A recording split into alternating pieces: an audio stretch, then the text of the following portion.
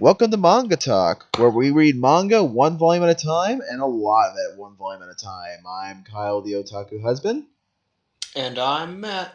Alright, and this week we are reading Tegami Bachi Volume 3. Any thoughts before we go on to this awesome piece of work? Really good. A lot of information, especially in the final chapter of the volume. You learn a lot about what's going on with Gochi and his life. Mm-hmm. And I have my own theories on some things, and we'll touch on that when it becomes relevant. But yeah, I was surprised. Surprised, not so surprised, but was still, enjoyed it. Like, there's a couple things that I thought I figured were going to happen, but happened a little differently. So, yeah. A lot more differently than you expected. To see where this goes. Yeah. Alright. Let's begin.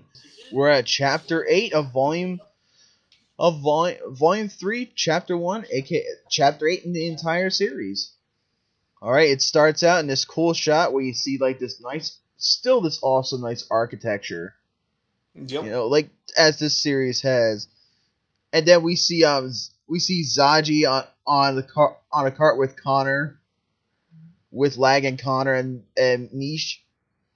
I'm not gonna lie, I completely forgot Zaji's character. So when I started reading this, and just like there's a panel where you just like see a close up of her, I think it's close up of her face, and she's really intense, and she just looks angry, and I'm just like, oh man, who's this character? And I was like, oh right, that she last chapter. All right, got it.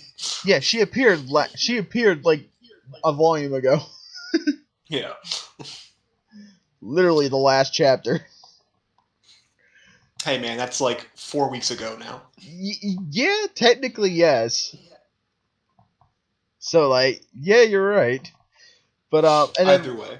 Yeah, either way, Lag seems, and then we see a picture of Lag seeing like he seems to be like not zoned out, but more like he's down in the dumps, lost in thought. Yeah, that's what it more looks like.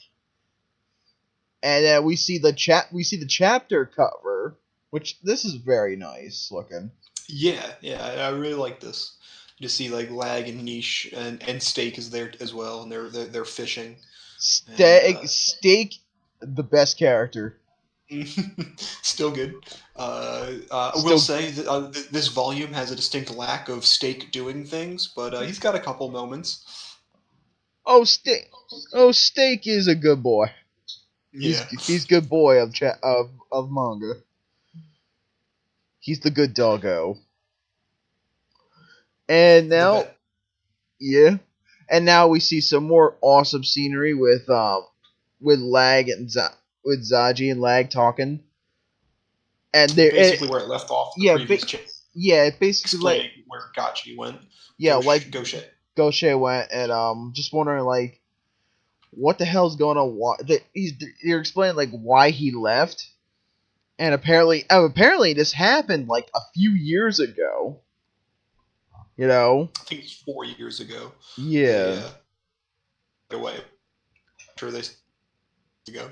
Yeah, and it's like his name was like deleted from the roster and everything. Yeah. So like apparently he was basically a smidge close of becoming head B. He was one of the top candidates for it, and then he just started disappearing, or he just disappeared, and Zaji doesn't know what happens. She thinks that it's just like he's just an idiot, like he didn't show up for his inauguration or whatever, and he just left, and Lag gets all upset because he's all like, she wouldn't do that. He wouldn't just leave, and then there's gotta be even Lag thinks, look, there's gotta be a reason why Goshe was doing this, you know? Yeah, him and Zaji get into a little bit of a tussle. Yeah, a little bit of an altercation. Yeah, Lag kind of puts his hands on her, and she like smacks. She kind of like no, she kind of like punches him, I guess. Like and, a punch, like it's like a punch shove type thing. Yeah, and that sends Niche into attack mode, but lag stops her. Protect my B mode. You know what I mean? Yeah. With stay close ahead. Yeah, ready to go. Yeah, and Lag's still crying, saying like, "Go chase in Akatsuki. He's working hard to become head B." I mean, like, yeah, and yeah, I feel bad for Lag because he like, look, this guy that he idolized is now like the entire reason he became a B in the first place. Yeah, it's like now it's like if there was almost no point. Yeah, and but it cuts back to Connor bringing him to Sylviette's house, his sister's house, and they both Lag and Niche and Steak all hop off and get going, and even Zaji's just like, what's wrong with this kid? And Connor explains that it's like Gaucher's like the B he looked up to and everything. Yeah, and it's really Gaucher. Connor couldn't bring himself. He couldn't give to tell that going on. Yeah, Connor didn't have the heart to tell him, like. Yeah, you know, like Zaji throws some food at him and is just like decides to go back to the headquarters without them. Yeah, and apparently Connor didn't want any food this time. Yeah, he's too sad to eat. Yeah, and now, yeah, Connor and Zaji kind of leave and. And Connor stays there, but Zaji's just like, tell Lag that like, I'm sorry, I was out of line, and then she and her dingo head off. Yeah, and then Connor still eats the food. Yeah. I mean, like, he's a fat man, Kyle. He's got to eat. Yeah, but I wonder if he like. If it's just his coat that makes him really fat, or is it just like, or if he is? No, it's him. Yeah, if he took off his coat, he looked like underneath. That's how I. Yeah, you're right. Yeah, you're right. It's just like I don't know. He doesn't because like sometimes he doesn't look as fat as he acts, and then like. Hey man. As one fat person that isn't like obese or anything, I can be fat and not look it. Yeah, you're right. That's true. Me too. But like, and then now we see they're Lag and the gang are actually at Sylviette's house, and they kind of just break an entry. Well, the door's open. They knock. Yeah, they did knock, so okay, yeah, that's fair enough. And then they're like, they look around the house a bit, there's like this hello, and then there's like this frog-like thing with wings that comes at them. Yeah, that's like, all right, Kyle, read that for me. What does it say printed on the frogs? Oh, no, that's in like their kind of language. Oh, that's not Japanese? No, right. That's like the letter B, like, language. Man, I figure any moon rune is all moon rune. But I like the design of the frog. Yeah, it's very. When I first saw it, is this? Is some kind of like dingo or something? Like what am I? Or is it a gaichu? Yeah, right. Well, no, it wouldn't be a gaichu. It's not an insect. But no, it'd be the most adorable gaichu, though. I'd be like, no, don't kill it. I want it. It's mine. But no, it spreads its wings and jumps into the air, like all frogs do. Yeah, And those winged frogs. Niche goes right into attack mode and starts chasing after it. Yeah, exactly. Starts chasing after the little froggy, and then she uses her hair, her golden sword hair, to just like start trying to chase after the frog. And then we see Sylvia. And it's on apparently it was on a string. Yeah, it's like a doll on a string. It's a toy at the end of a fishing pole. Yeah, and then Niche just like jumps right into Sylviette. Yeah, I'm not entirely sure what happens here, but like yeah, like Niche just kind of like runs face first Into her skirt, and just kind of stays there, and um, and then she has Goche's gun and that yeah, lag and is all and she the, mistakes as a case of mistaken identity. She thinks she thought it was like the collectors or debt whatever. collector. Yeah, it was like a debt collector. Yeah. Which she has, yeah, like we said, she has Goche's Shindanju. And the heart gun, and apparently she makes dolls and toys to make a living. We're told. Yeah. She basically just like tells him it's like I'll get you your money. I'm finishing up these dolls and whatnot, and like you'll have your money at the end of the month. And but then Lag's all like, no, we're not them. Like I was wondering, like I don't know, with the heart gun, you know what I mean? Would that actually kill a person?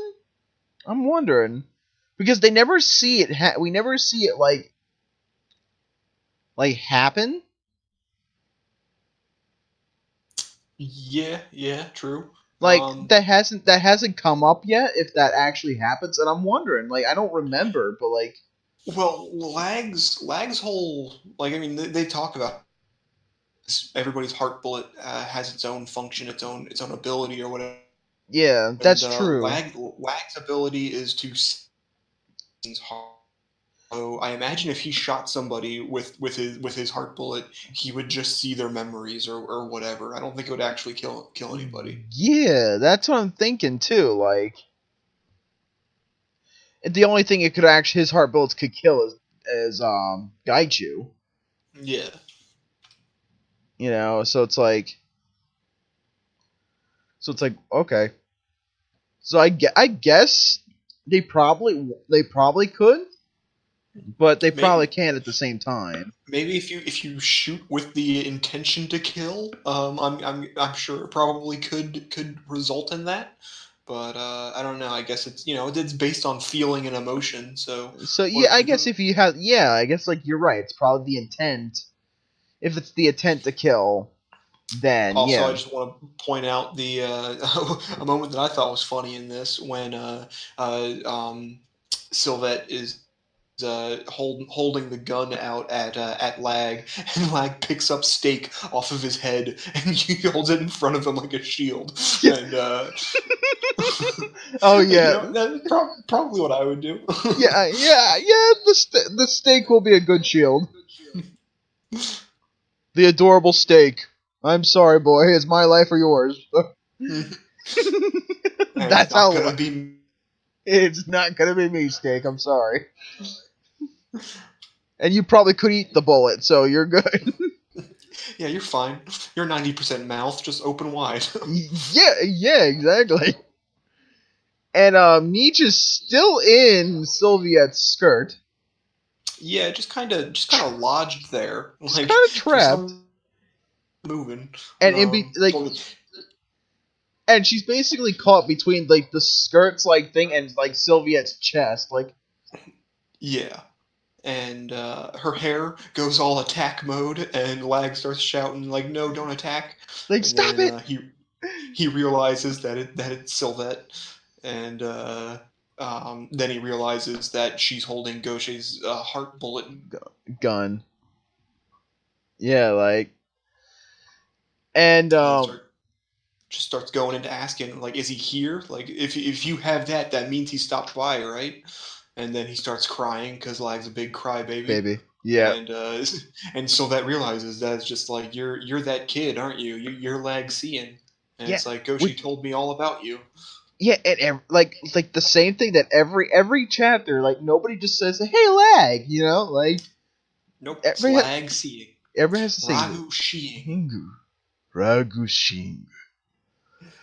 Yeah, everybody's gonna call him by his last name too.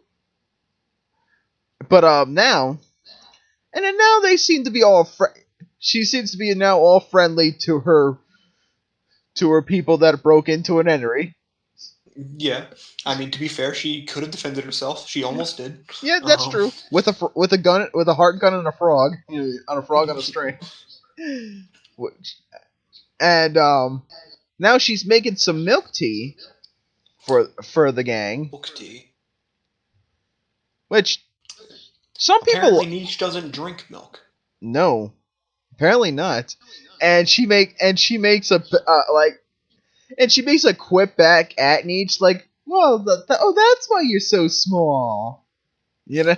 And I think it's a height thing, but then Niche notices how big Sylvette's breasts are, and she is that's what she's talking about. So she quickly takes some milk and drinks it. Yeah, like she just gulps it down and just like kind of forces it down. Like it's kind of funny, her expression too. It turns into like little black like stars and like a little smoke, a little like comes out of her mouth. It's pretty funny. Like the comedy in this manga, like there's not much of it, but when there is, it is hilarious. It gets a good chuckle out of me, yeah. Here's one thing that I was confused about though, was how like says like, oh well, Niche doesn't drink milk, and then it's like, well that's new. That was never. I don't think that was ever brought up before, but now it's being brought up. And then here, after she drinks the milk, Lag is like concerned for her and saying like, "Are you okay? Like I thought you had trouble with hot food because of your maca tongue." And Sylvette's even like, "What's a maca tongue?" And I'm saying, did I miss a chapter? Like, was this ever brought up before? No, this was not brought up. I don't think this was ever brought up. I thought I was going crazy. I was just like, I don't ever remember this being a thing. So it seems like it's assumed that she only eats meat and like drinks like water. Okay. That's it's assumed that she's because she wants to eat steak. And it's only assumed that she only eats meat. Yeah. So it's like, but I mean, you gotta cook the meat, right? She was gonna cook steak, so yeah, that's true. I don't know. So it's like, I guess it's assumed that she only does like the basic needs of nutrition. She eats raw food. I guess. Yeah, I mean, well, I guess she'll eat it cooked. It's just that she eats like only meat and like drinks water. That's what I'm guessing. Okay. And now Sylviette's explained like that she remembers her brother telling her about Lag, and how he was almost as big a crybaby as she was. Yeah, the big crybaby letter. Yeah. It's like Lag talks about how he knows Sylvette. Like, she looks like she hasn't changed. What, 5 years? And he says that he explains the whole like how he saw Gaucher's memories and everything, and so like he saw her and how they like acted together and everything. And he thought she'd be more gentle, but he cuts himself off, and she's like, "Any more what? What do you mean?" And then he's like, "Never mind." Yeah, exactly. He basically said like he's like, he's like, "Oh, you look lovely. You were crying," like and like Sylviette's like, "Just stop now." Yeah. That's in the past, but that's not me anymore. Yeah. And like she even says like, "Look, he's not here." Like there's a notice on the fireplace, and like that's the notice of dismissal, and just like, and we find out that the notice was a notice of dismissal. Yeah. basically Gaucher continuously here for work, and then attend his disciplinary hearing. He has abandoned his address, and his boy currently unknown, and so Sylvette just, or the letter goes on to say that he has lost soundness of mind and currently lacks mental capacity. And basically, they say like they're the official, like, I mean, I get it might be just Sylvette's thought on what's happening, but she talks about how it's like Gaucher. Obviously, the obvious answer is Gaucher lost his heart and is just gone. Yeah. Now. Yeah. Exactly. Exactly. Now, like, she just thought, like, everybody, like, the government thinks he just went mental, and then she just thinks that he lost his heart. You know. Yeah. And then now we see some more shots of the architecture, and then we see, what's her name? Aria. Aria, yeah. I think she's assistant director. Yeah, assistant director Aria.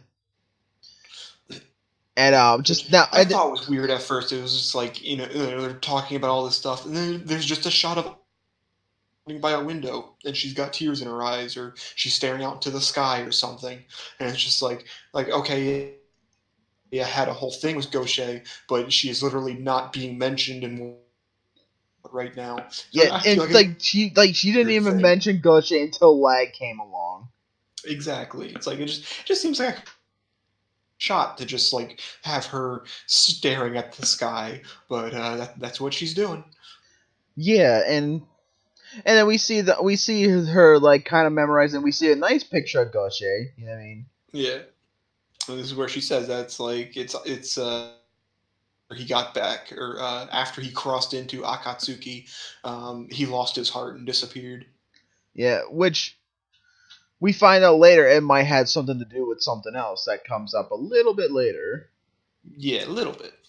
But for now, she just he got a new gun, so he left her his old gun. And Lag asks where is, like, where's and then Sylvette basically just says that it's like I've come to terms with it. He's dead. Like that's the conclusion I've come to. Like, she basically said like yeah, he's kind of dead to me, but I still hold the good times in my heart, you know. Well, sometimes he's dead to her. She actually believes that he's just like dead. The only explanation as to why he would disappear. Yeah, he went on a mission and died. Yeah, that's true. That he's gone and there's no notice. That's true. Yeah. And Lag's basically saying like, how the hell can you say that? Like, and it was for your sake, like it was for your sake that Gaucher, and to like, and she even says like, look, you reap what you sow, and like, yeah. I mean, like you even saw in the flashback, like when there's the whole like when Lag was seeing Gaucher's memories, how he was saying that it's like I will make money, I will like cure your legs and everything, and she even says that's like I don't care about any of that, I just want to be with you. And then here she like says it again, where it's like all the time she never cared about like getting her legs back. or anything like that. She just wanted to be with her brother. Yeah, she just wanted to be with Gaucher, and. But he never accepted that and always kept going on, always kept volunteering for dangerous deliveries. To get more money up, and I can understand that, like how he was a hard worker, you know. I mean, yeah, he was determined. Yeah, he knew what he wanted and he was going for it. And then we see the panel. We see our good old little frog friend in the next panel, which we all love. Good old frog friend. Good dog. Just chilling there. And then we see Lag and Steak and Niche just kind of like looking at her and saying like Sylvia, and Sylvia just wants him to leave. Yeah, she says it's like it was nice, like, but never come here. Yeah, it was nice seeing you guys. Like, it's cool I got to meet you, but Get out. Like, get the fuck out. Like, you made me remember too much. Get out. Yeah. And Lag has a little bit of... Kind of like... says goodbye and walks out. A teary goodbye, and like... And then we see Connor... Now they're on Connor's cart and stuff. Yeah, and Lag hasn't talked at all since he came out of the house, and they've just been on their way, I guess, back to headquarters. And Lag's just thinking about the conversation with Sylvette, and Niche tries to comfort him, sees that he's uncomfortable, and is like, "Where does it hurt? Do you want me to lick it?" Yeah, that's Niche's like go-to thing. Like, does it hurt? Does it need my licking? I'm gonna start saying that to people now. I'm just like, if I ever see if I'm like riding on the bus or something, and I see someone like down in their thoughts, I'm gonna walk up and be like, "Hey, does it hurt? Do you want me to lick it?" And see where that goes. I don't know. It depending on the person, you might get a like, hey, you might get a okay, sure.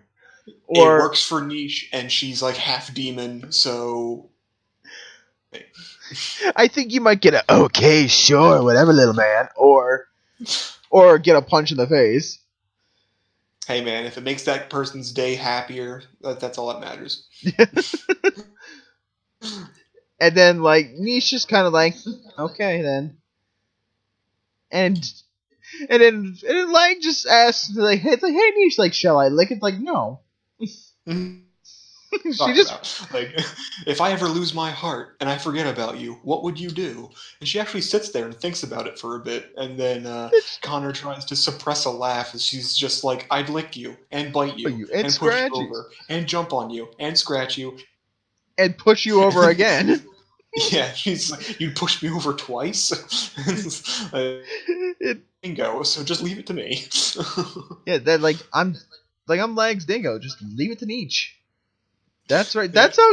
I think Niche is always like one of the funniest characters in this manga. Yeah, she's innocence, and it's pretty good. Yeah, and you get a lot of laughs out of her innocence. Yeah, but like here, she has her touching moments where she basically just says that it's like, even if you forget about me, I won't forget about you. So yeah. That's all that matters. And that they'll always be together. Like, it's a very sweet message that like, Niche is loyal to the end. You know. Yeah. Then Lag starts crying because he's a big baby. Yeah, I mean, yep. Lag's big old crybaby. But he screams to Connor to stop, and so like he does, and then he jumps out. It's like, I gotta go talk to Sylvette one more time. And look at this and look at Connor's horse. It's like a chubby horse. Yeah, it's almost as fat as he. And like now they turn back to go see Sylvette again. Well, Lag runs off to see it. You see that like I'm not entirely sure what happened.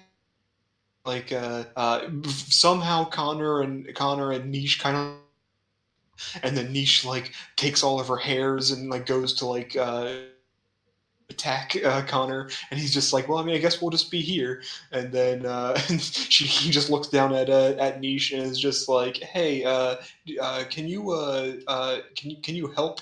And then you just see and Steak eating his head. Yeah. When she makes a comment about Connor, like, did you drink milk tea too? Mm-hmm. Yeah, he's like, to be pretty, I want boobs. Connor just completely ignores that. Yeah, and then gets eaten, and then almost gets eaten by Steak. Yeah. It's like, help me. Look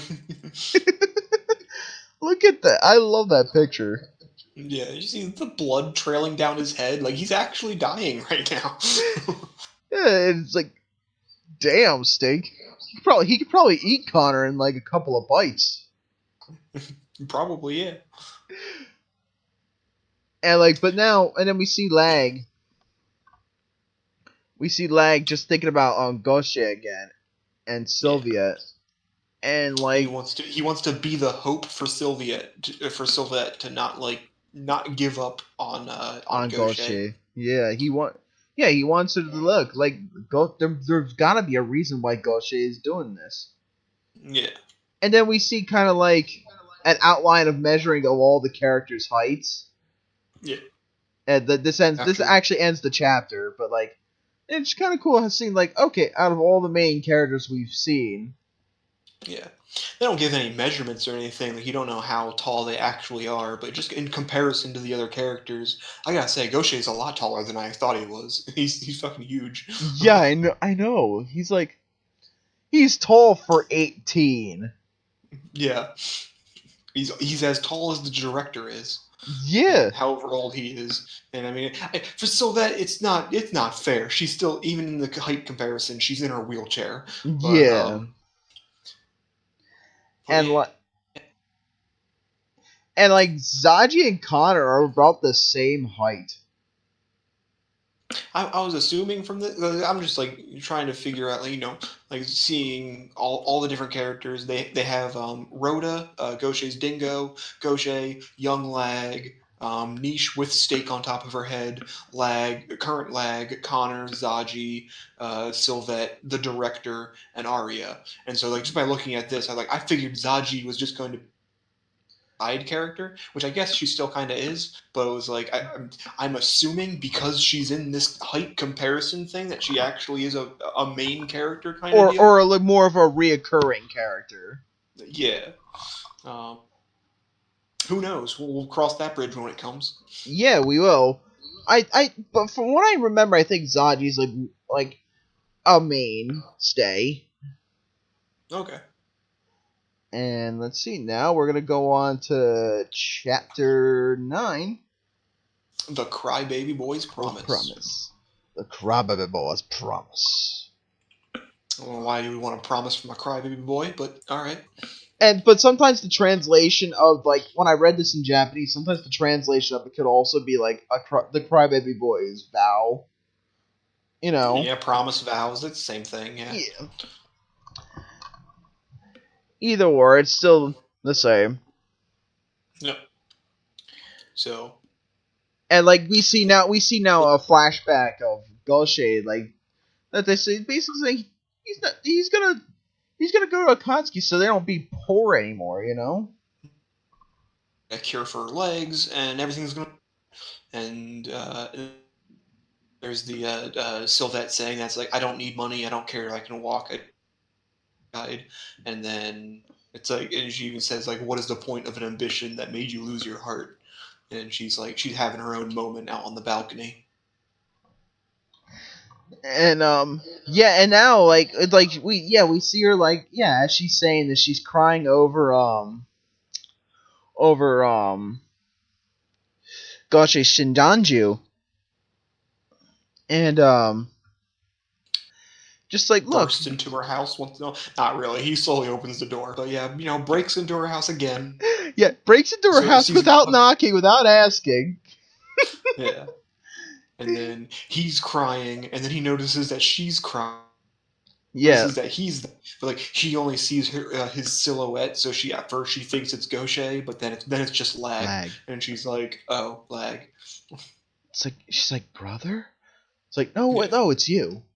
What the hell? It's like, oh, it's you. What the hell you do in my house?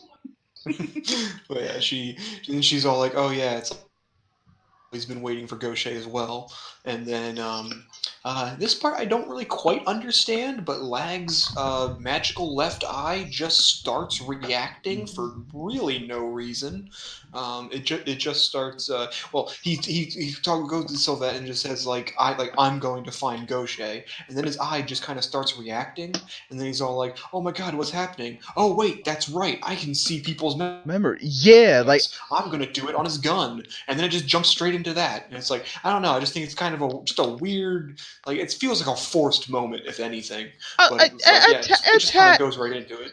Yeah, it does feel a tad bit, a little forced. Yeah, there's been no other time when every other time his eye activated, it was in like a moment of dire need. It was like, intense emotions and whatnot. It's like I understand he's feeling intense emotions and whatnot, but it's just like he walks up to Sylvette and is talking to her, and then suddenly his eye starts sparkling and yeah, and it just kind of comes out of nowhere. Yeah, and it still does, but I guess because Sylvette is having those intense emotions too. You know what I mean? About Yeah. Gaucher. You know what I mean? I think that's why it feel, yeah, I guess it does feel a little kind of out of the blue, but also like it's earned. It's still earned Yeah. too. I mean, I guess they needed a way for Lag to remember the fact that he has superpowers. But yeah, so he hits he uses his power on Gaucher's gun to see the last memories and whatnot. Oh, And that's within the gun at least. yeah, and there's a flashback of when he's talking to back when he's leaving the delivering Lag. They're at the town. He hears the bell Yeah. thing, and Lag's just saying it's like, oh yeah, my mother, she died giving birth to my sister, and I don't remember anything about her. Um, like I remember like I don't remember my mother at all. Like I was Yeah. 11 years old when it happens, and he just like he remembers being 11 years old and taking care of his not remember at all Yeah, before like that. yeah, all he remembers, he doesn't remember. Yeah, like you said, he doesn't remember any family beyond his sister, Yeah, and like, and there's a reason for that that comes a little bit later. yeah, and he talks about how Sylvette was born without well, she was born with legs, but she's never been able to use her Use her legs legs. since She was birth. yeah, she was born without the use of her legs, and she and Lags go and he's going on about. Do you remember me telling you about the letters that of the heart and people write about them? Yeah, letters are people's hearts, and that Yeah, it's a bee's job to deliver. yeah, it's a bee's job to deliver the hearts of people and the hearts and emotions of people.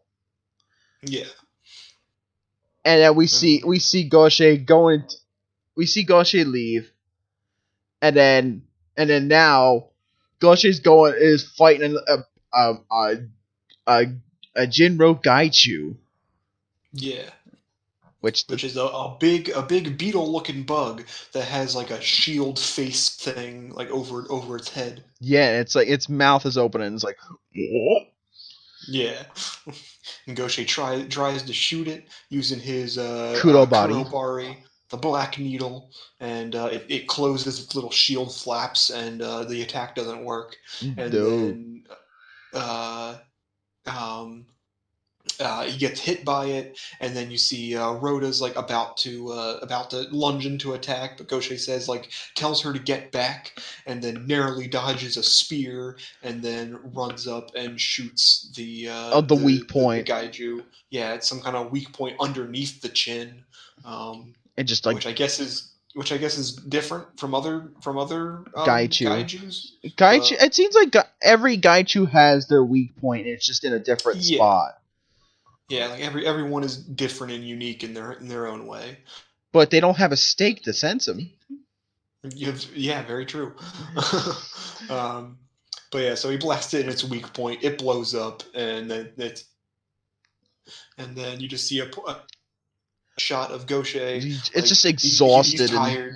Yeah, he's bleeding, and he's just like he just wants to make Sylvette happy. Like that's just what he wants, despite the fact that he's not actually doing it because all she wants is for him. And, yeah, just to stay but around. he's all like, but yeah, he's just like, nah. I know what you want, and I'll make you happy.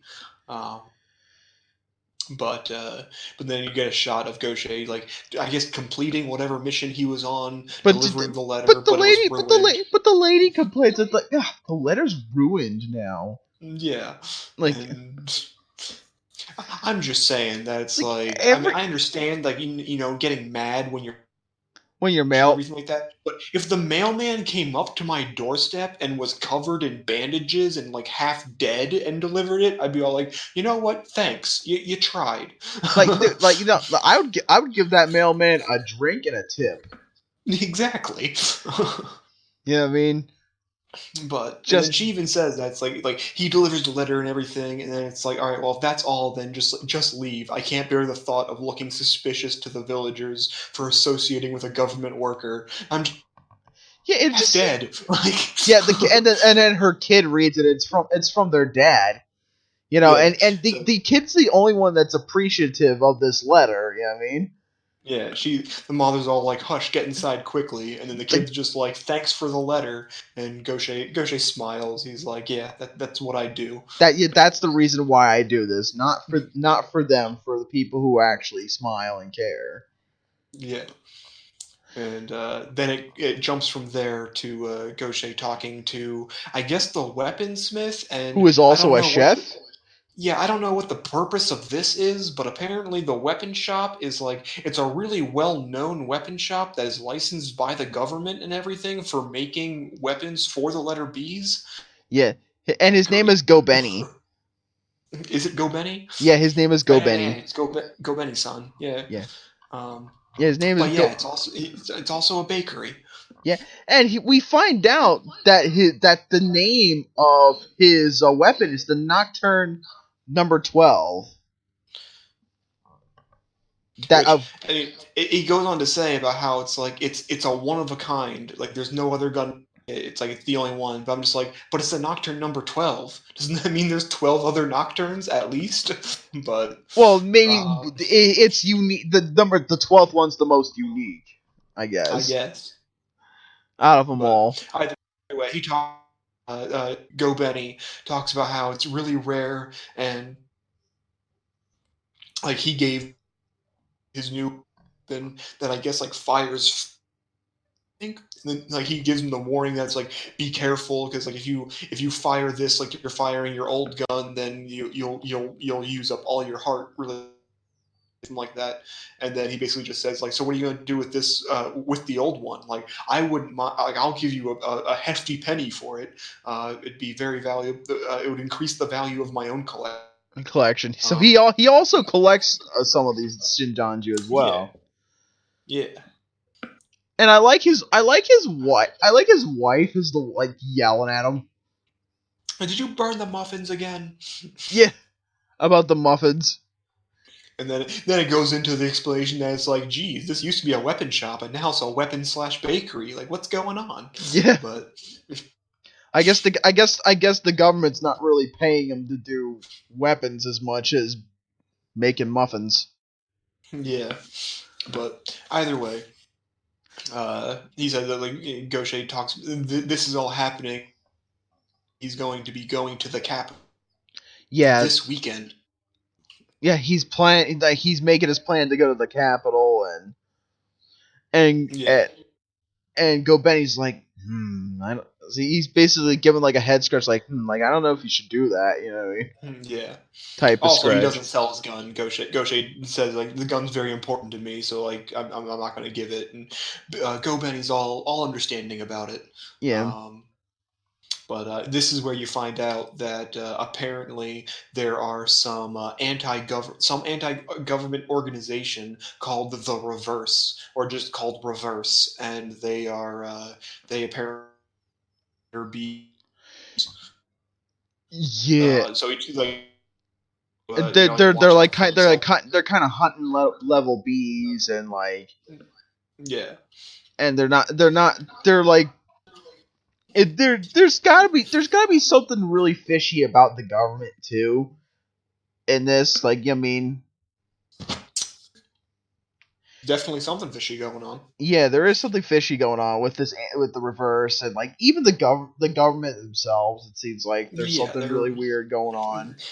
They're hiding something. Yeah, and everybody's hiding something, and it's not like And then it shows all, and then it goes on to Gaucher talking to Sylvette about that he's talking about lag. Yeah, telling her all about lag. Who lag is, and I like the shot. Just like, you have friends now. You have a friend other than Arya. She just got like the shockers. You have friends now, and it's just like and Gosha's like, no, we just became friends, and I like that. I like that Gosha actually still like it's not like a promise to a kid. Like he actually regards Lag as a real friend, type of thing. And hello.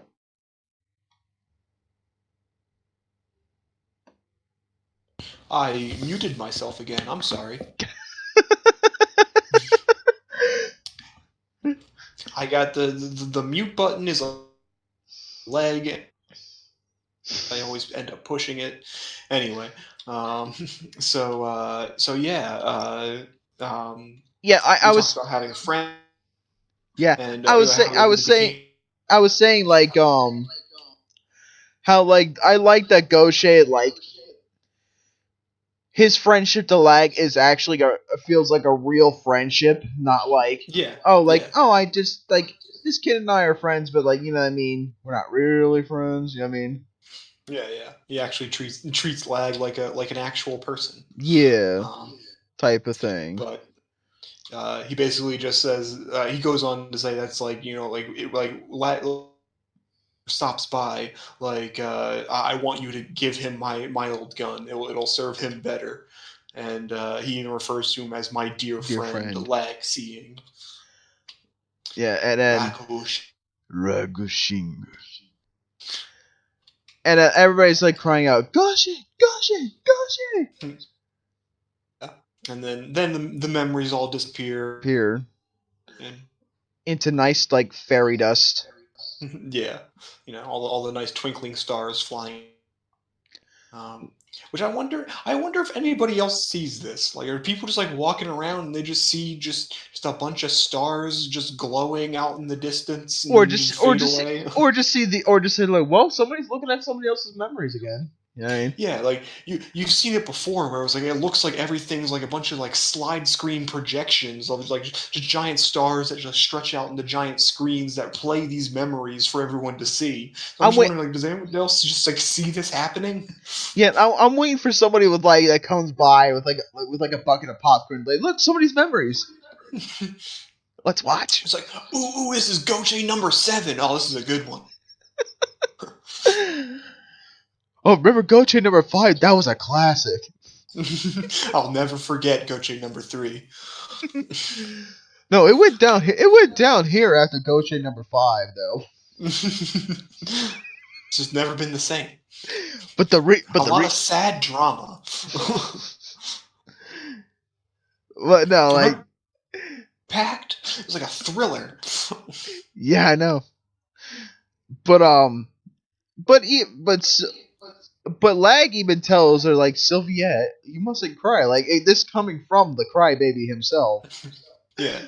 He says that, like, he's going to find Gaucher for sure. Yeah. He's going to become a bee and travel the whole world looking for him. Yeah, he's actually going to try to find Gaucher and promise Sylviette, like, look, I'm going to bring him back. And actually just see, like, what the hell's his deal. You know? Yeah. And Lag starts crying even more. Yeah. He bawls like a baby. Yeah. And like even Sylvette's just like, honestly, like, this is the first time I've met someone a bigger crybaby than me. And she says that, like, for not giving him the gun in the first place, but she finally hands it over, and it's like, this is for you. Here's the Nocturne number 12. The Nocturne number 12. Which I like that that the guns actually have names. Like you would just think like, oh, it's just a Shindanju, you know? I mean, well, I mean, at least Gaucher's does. I'm sure there are others with names, but I'm sure there are also others that are just mass produced. And whatnot. Yeah, that are just capable of using the amber. Yeah, like, I'm sure the gun that Lag already had, they offered for, like, entrance exam or whatever. I'm sure those are just all just. I think that like his gun is just standard issued, and yeah, and you could just get a new one. I'm actually more curious about the fact that, I mean, I guess Lag's amber is in his eye, not in his gun. Yeah. But it was like, the gun that he It's like it just like it was just a handgun that someone in the town that he was in handed to him, and so I was just wondering like were they like able Mr. to use the amber, or is it just the fact that his eye is the amber and that's where the power comes from? I think it's because of his eye is the amber. Okay, I mean that makes sense. Yeah, because he even said like, look, like I don't need I had my own gun when he was about to take the exam. He said I have. Yeah, he even says like I already have amber and like I have my own gun, so Yeah. And I guess there's also the fact that he doesn't really need a gun because they already went out and said that's like he can literally shoot bullets out of his hands. Yeah, like the amber channels the heart into a physical bullet to shoot out of the gun because Lag's amber is in himself, his own body is actually the unquote gun. Yeah. So he really doesn't need one. That's true. He really doesn't need one, but I guess it just helps. You know what I mean?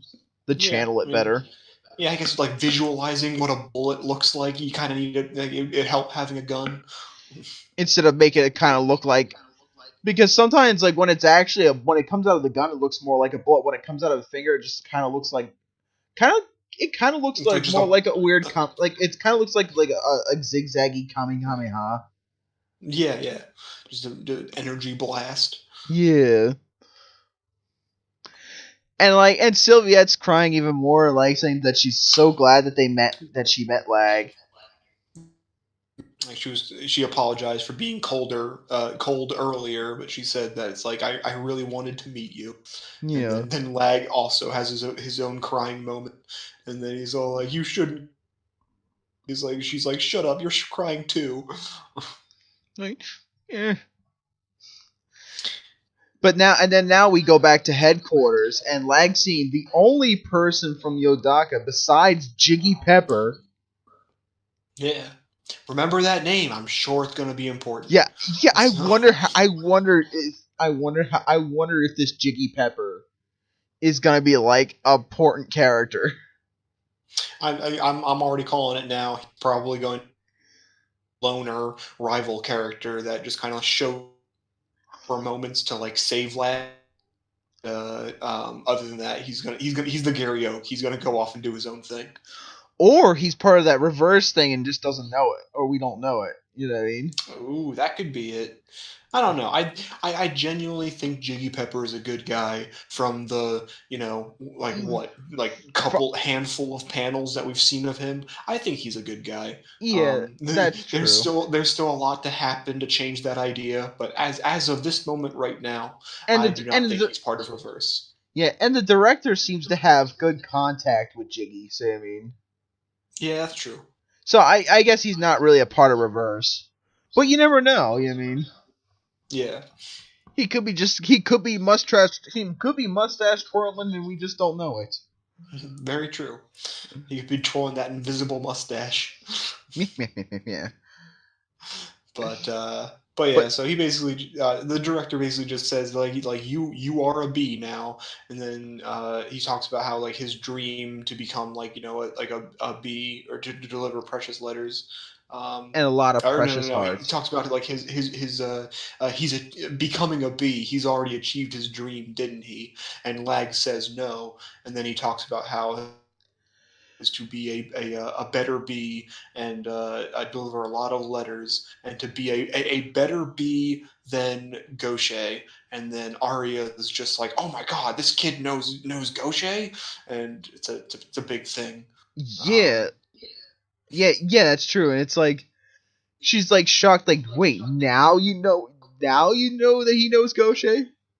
And I think he mentioned we're gonna get to it in the next chapter, but I'll bring it up now. She points out the fact that she read the report. She knows that Gaucher delivered Lag to the town, and so I'm just sitting there thinking, like, how would he not know Gaucher? He delivered it. Yeah. How would he not know? Like, yeah, exactly. And it's just like, Arya, that's kind of like a little bit of a dumb moment on Arya's part.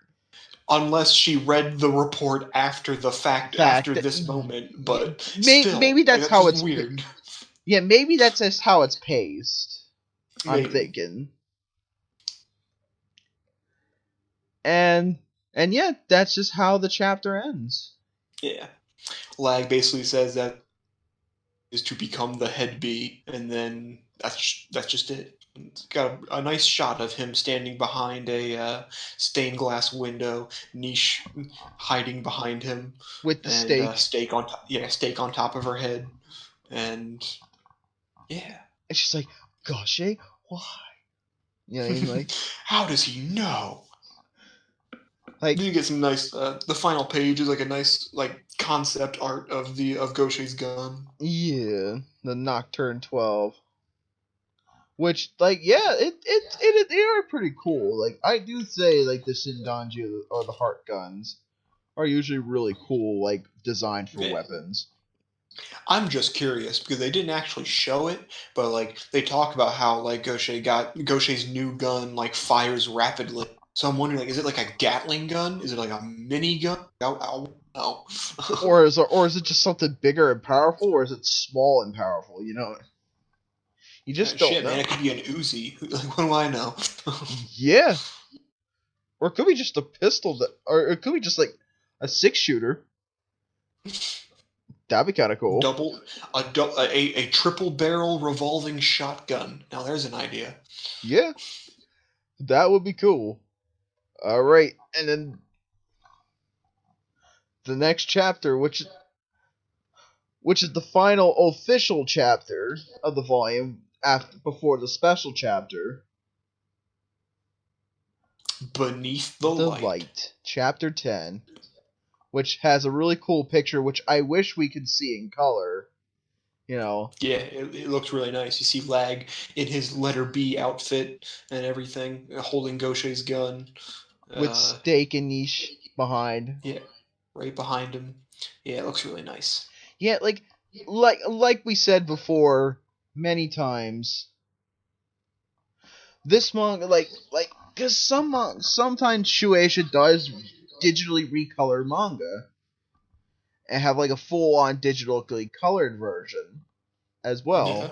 Like, One Piece has it, Majin Tante no Gaminero has it, and, but I'm surprised that Tegami Bachi, a manga as beautiful as this, and that would benefit from color,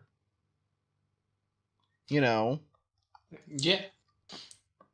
It would kind of benefit from the color, not be even, like, digitally recolored.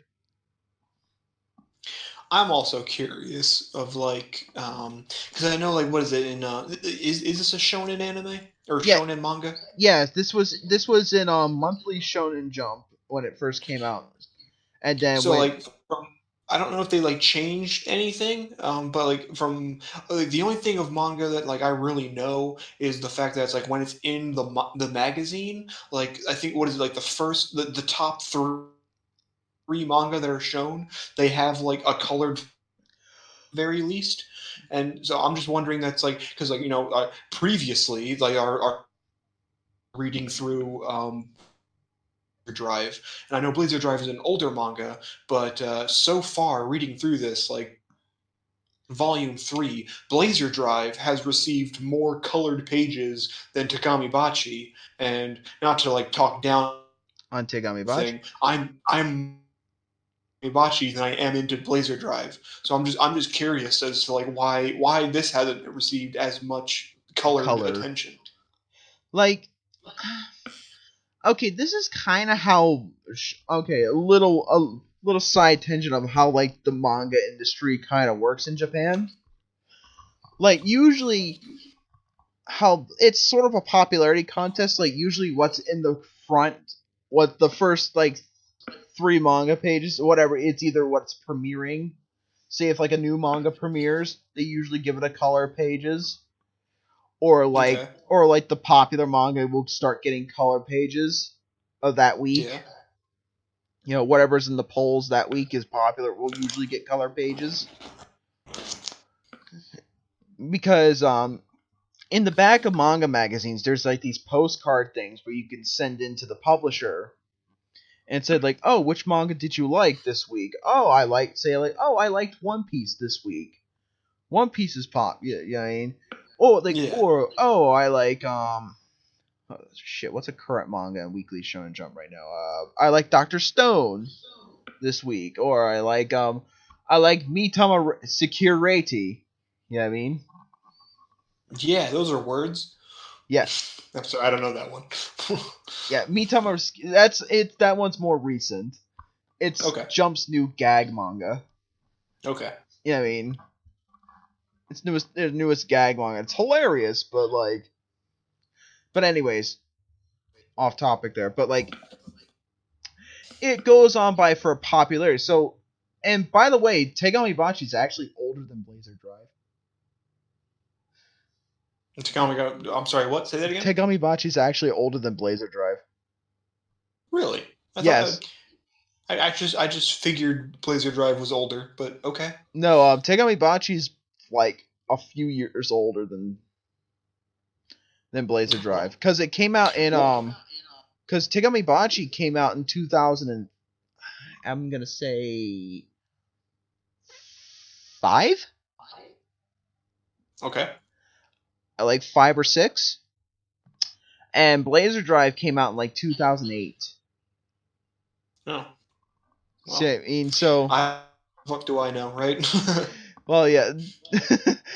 But I know the anime for Tegami Bachi was not really recent, but like a couple of years ago. So I just figured Blazer Drive was older. But okay, I'll take your word for it. But Blazer Drive did end before Tegami Bachi. Blazer Drive ended in 2011, when Tegami Bachi ended in 2015, I think. Oh wow. You know what I mean? Yeah. And well, I guess Blazer Drive must have been really popular in the magazine, in Shonen Rival magazine, to warrant so much color pages. Yeah. You know. I mean, still, like, I just don't understand. Tegami Bachi didn't receive that much popularity, but like I guess people just have different tastes. Yeah, well, Tegami Bachi here's the thing compared to Blazer Drive and compared to Tegami Bachi. If Tegami Bachi wasn't popular at all, it didn't get any sales. No, there was no sales of popularity. It wouldn't have gone on for as long as it did. That, and it would have never had any kind of anime adaptation. True, very true. Like, here's the thing, Tegami Bachi had a Jump Festa OVA and had a 2-season anime. So I mean, that's how you know that Tegami Bachi was actually popular. Yeah, that makes sense. Yeah, I mean, it may not have gotten as many color pages. It still got it still was more popular in the end due to it getting an anime adaptation of some kind. All right, I can settle. Yeah, and okay, now we're back on to Tegami Bachi. Mm-hmm. So yeah, really cool cover page. Would have been really cooler in color. Moving on. And now we see Leg kind of like waking up out of bed. It's like, my lady, the Empress. Then we wonder like what this Empress is. Yeah, because we see this image in like the beginning pages of the volume, like. Yeah, like the beginning pages of like every volume, every chapter. No, not every chapter. Every volume. You always see this statue of this like woman. Like angel. I just figured it was just some kind of like religious angel thing or something. Yeah, like religious symbol or whatever like that. But no, apparently I don't know if this statue is the Empress. In this chapter, they do talk about how apparently there is an Empress and she rules the entire Amber Grounds, and the church does view her as some kind of religious icon, and she's just a real actual being. Yeah, so that's something. and it kind of shows like I like the statue because like it shows like the wings of her, and then like you see the man-made sun symbolized flying above her. flying above her. So she must have something to do with the man-made sun. Yeah. In some capacity. And we see Lag wake up to like Nietzsche and Sylviette doing shenanigans.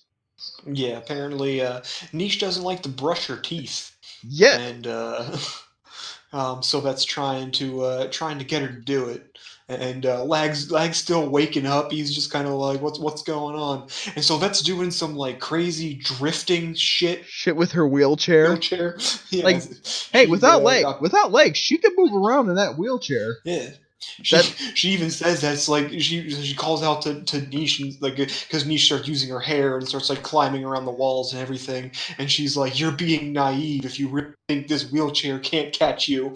And she's like, "Girl, you think that?" I like that. She's like, "Girl, you think this wheelchair can't keep up with you? You're dead wrong." Yeah. And she's like, "Come down here, brush your teeth." And Niche yelling about, and then Lag just walks out and sees everything happening, and there's a nice shot of Niche's behind as she kind of jumps straight over Lag. And she's like, and Lag's like, "Put on some pants and brush your teeth properly." And I like that when Lag's and it's funny that like Sylvia kind of pouts about it, like when Lag tells her to do stuff, you know what I mean? She listens. Yeah. Niche only listens to Lag. She does not listen to anybody else. Yeah. She's like, "What's wrong with this little girl?" Yeah. She's like, "That child ain't right." I like the nice shot of her just like she's sitting in the fetal position, and she's using her hair to help to hold the toothbrush to brush her teeth, and she's got like the splotches on her mouth and everything, and she looks pissed off. She's just like, "Fine, I'll do it." She's like, sitting there brushing her teeth. She kind of reminds me of my adorable. She kind of reminds me of my niece when she's mad. You know. Yeah.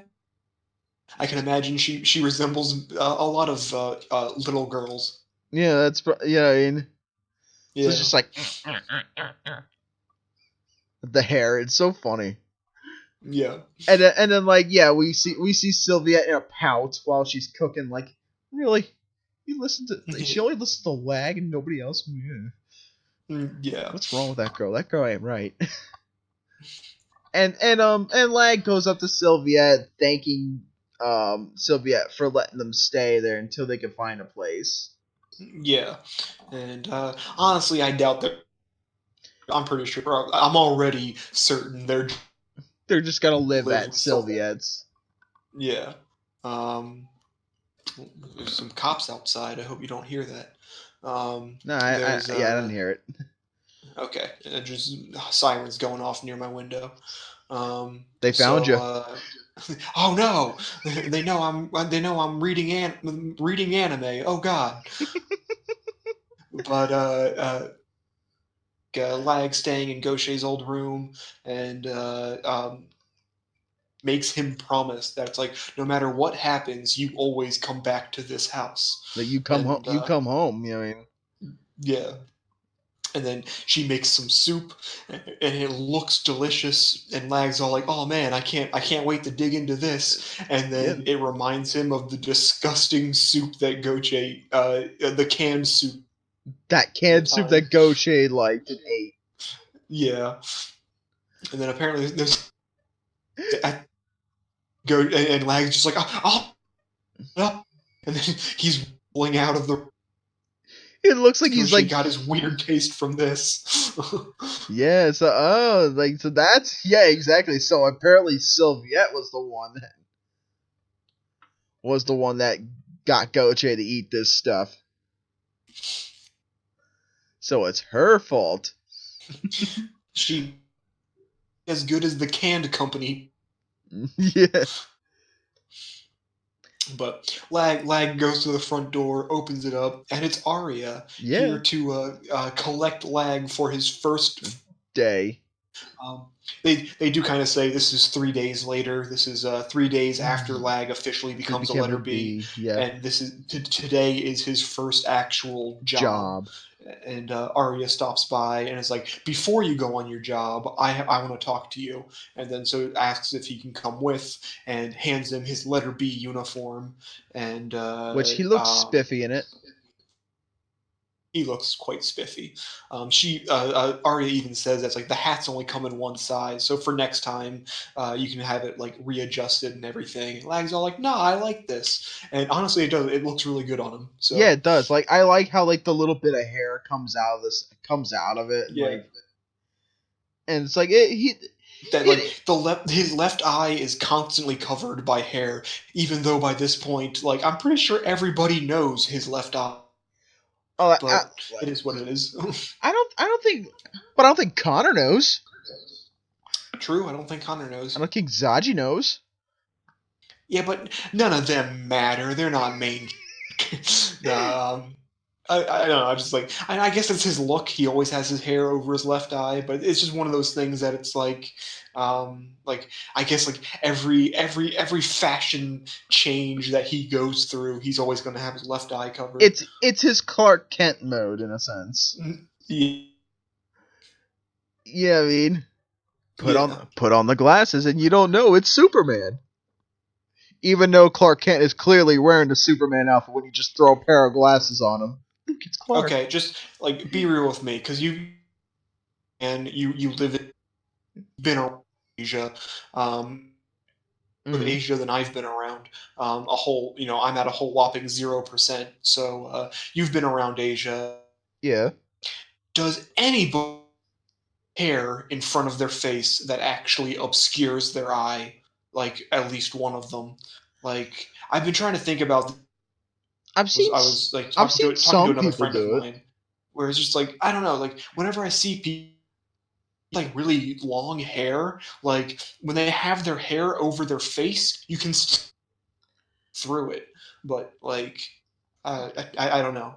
Like I'm just curious if people actually like do the whole like I guess is the emo look where they have the hair over their one eye.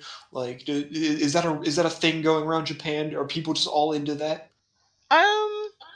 I don't think everybody does it. I guess some people do it, not everybody.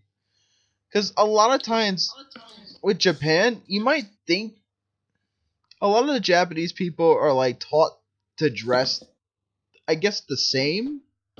Yeah, I mean, I know they do the whole like school uniform thing that here in America, like unless you don't have like a specific uniform or anything. Unless you go to like a private school or a religious school, you know what I mean? Yeah, exactly. And like, but no, like it's like I guess it's like there's a saying with the Japanese not to stand out too much. I know there was a thing. Like I know in anime they like to do a lot of weird shit with like people with like crazy ass hair colors and whatnot. But, that's just to distinguish characters and stuff too. They do that. Well, yeah, I get that, but it was like I know like just from years ago, like back when I was in high school, I heard about this. I don't know if it's still the case now. The thing going around where like I guess like in Japan the common hair color is black and dyeing their hair brown match like Western people or something like that. Yeah, there is some kids that will dye their hair brown or blonde, or even or even have like a reddish color that will do that just to be like that's just just to stand out a little. That's because it's cool, you know what I mean? Yeah. Or like sometimes delinquents would do that too, dye their hair blonde. Like bleach blonde type of thing. Yeah. Go for that Eminem look. Delinquent, hardcore. Yeah, it's more like the pompadour type.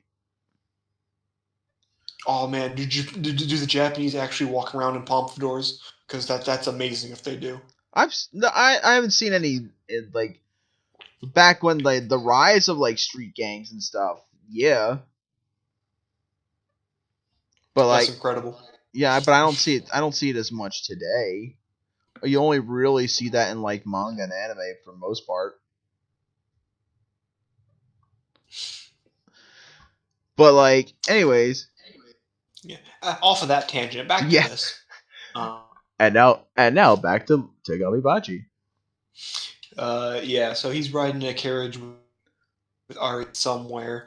Arya notices the fact that Lag has Gaucher's Nocturne. Yeah. And Sylvette even wishes him to on his first day. Wishes him luck. Come home safe. Yeah. Which is nice. I think Sylviette is nice though. Like she's a nice character. Like she's kind of like, I guess she's sort of like the mom in a sense. Yeah, she's kind of the mom, big sister kind of character. Even though they're the same, even though Lag and her are the same age. Yeah. But after she says she tells Niche and Steak to help Lag out and everything, and she tells them to be careful and everything, and you get a nice panel where you just see Lag tipping his hat down, saying see you later, and it's a very very gaucher look stance that he has. Yeah. Yeah, he looks a lot like Gaucher in a sense. Yeah, exactly. And then you see Niche with her eyes, kind of like. She always looks so intense in every frame she's in.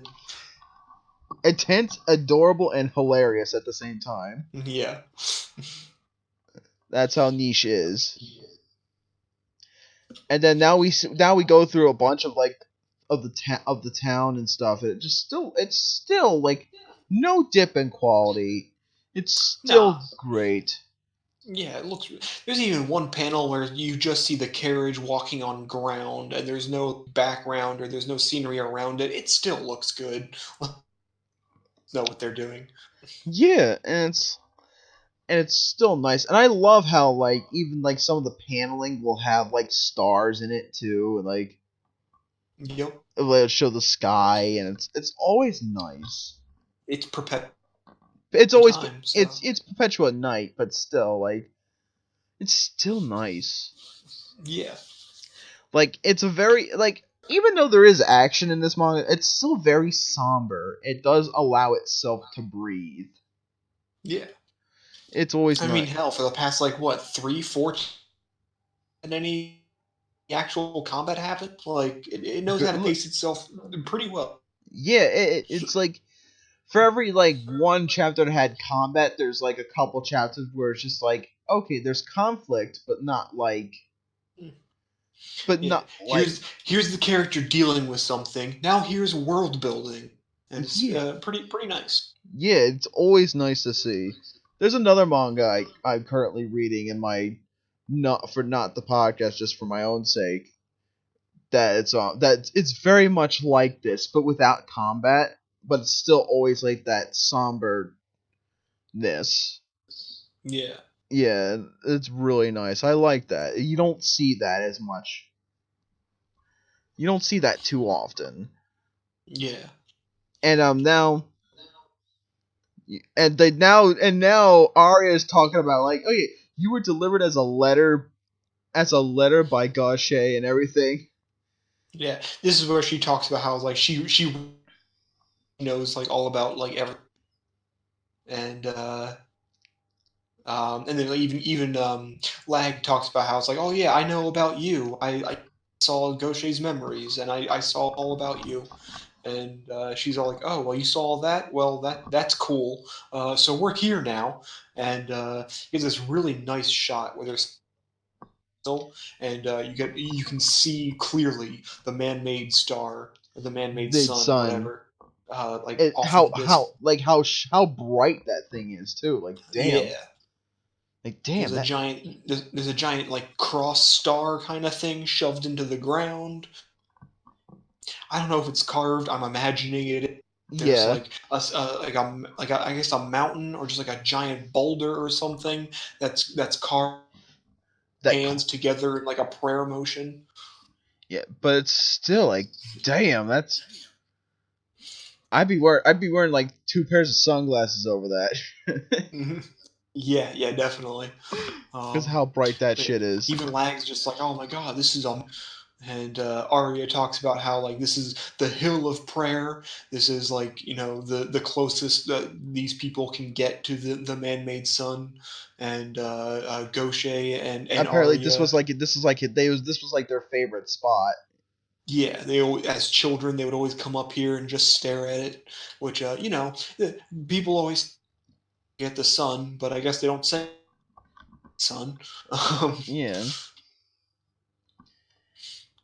and But like and she, this is where you also find out about the Empress, about how the Amber Ground is ruled by the Empress, Briss. and that she rules the country, and then she's an object of worship for the church, and she's the head of the church, and yeah, Yeah, and apparently like 12 years ago on the 311th day that the flicker of the day of the flicker the day of the flicker. happened. Yeah, and like this was supposed to be like a very important day because like they were Gaucher actually lost something very important, lost his Yeah, piece of his heart. Arya says that he lost a piece of his heart. And he's all like, "What? What are you talking about?" And then he goes into a flashback of how Gaucher's mother is giving in labor, giving birth, To and they Sylvia. tell they tell Arya to go get Gaucher, and then so she runs up to the hill to look for him, and suddenly everything goes Turns dark. pitch black. Yeah, the man-made sun turns off for like a second, and there's just this feeling of it talks about how there's this feeling of dread as everyone's just the man-made sun goes out and everybody feels alone and like lost and no and suddenly it comes back on again and you Yeah, see this zeppelin-like structure like on fire fire. like trail off into the distance and explode against a mountain. Like bam, like holy shit. Yeah. Well, I guess that's their version of the The Hindenburg disaster. government airship, it crashed. Oh my god.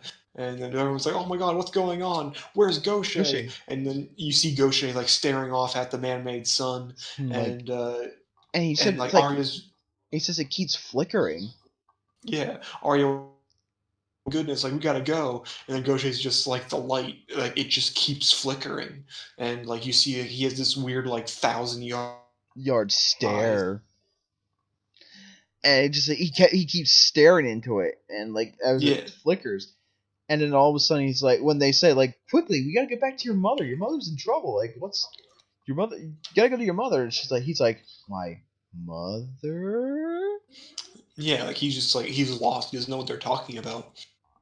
He doesn't And know they what get back to they get back to their house, and his mom has already died, died. and his little sister has already has been born, and it's a girl, and then you hear like the crying of a baby and everything, Yeah. and then they put her in Gaucher's arms, and he calls her Sylvette, which you now realize that Gaucher talks to her like he's known this entire time, and Sylvette is his mother's name, and he still doesn't know what they're talking about. And he's like, "What are you talking about? Sylvette is my sister." Yeah, this is my sister. This is my baby sister. Her name is Sylvette, and what the hell is this mother person everybody keeps talking about?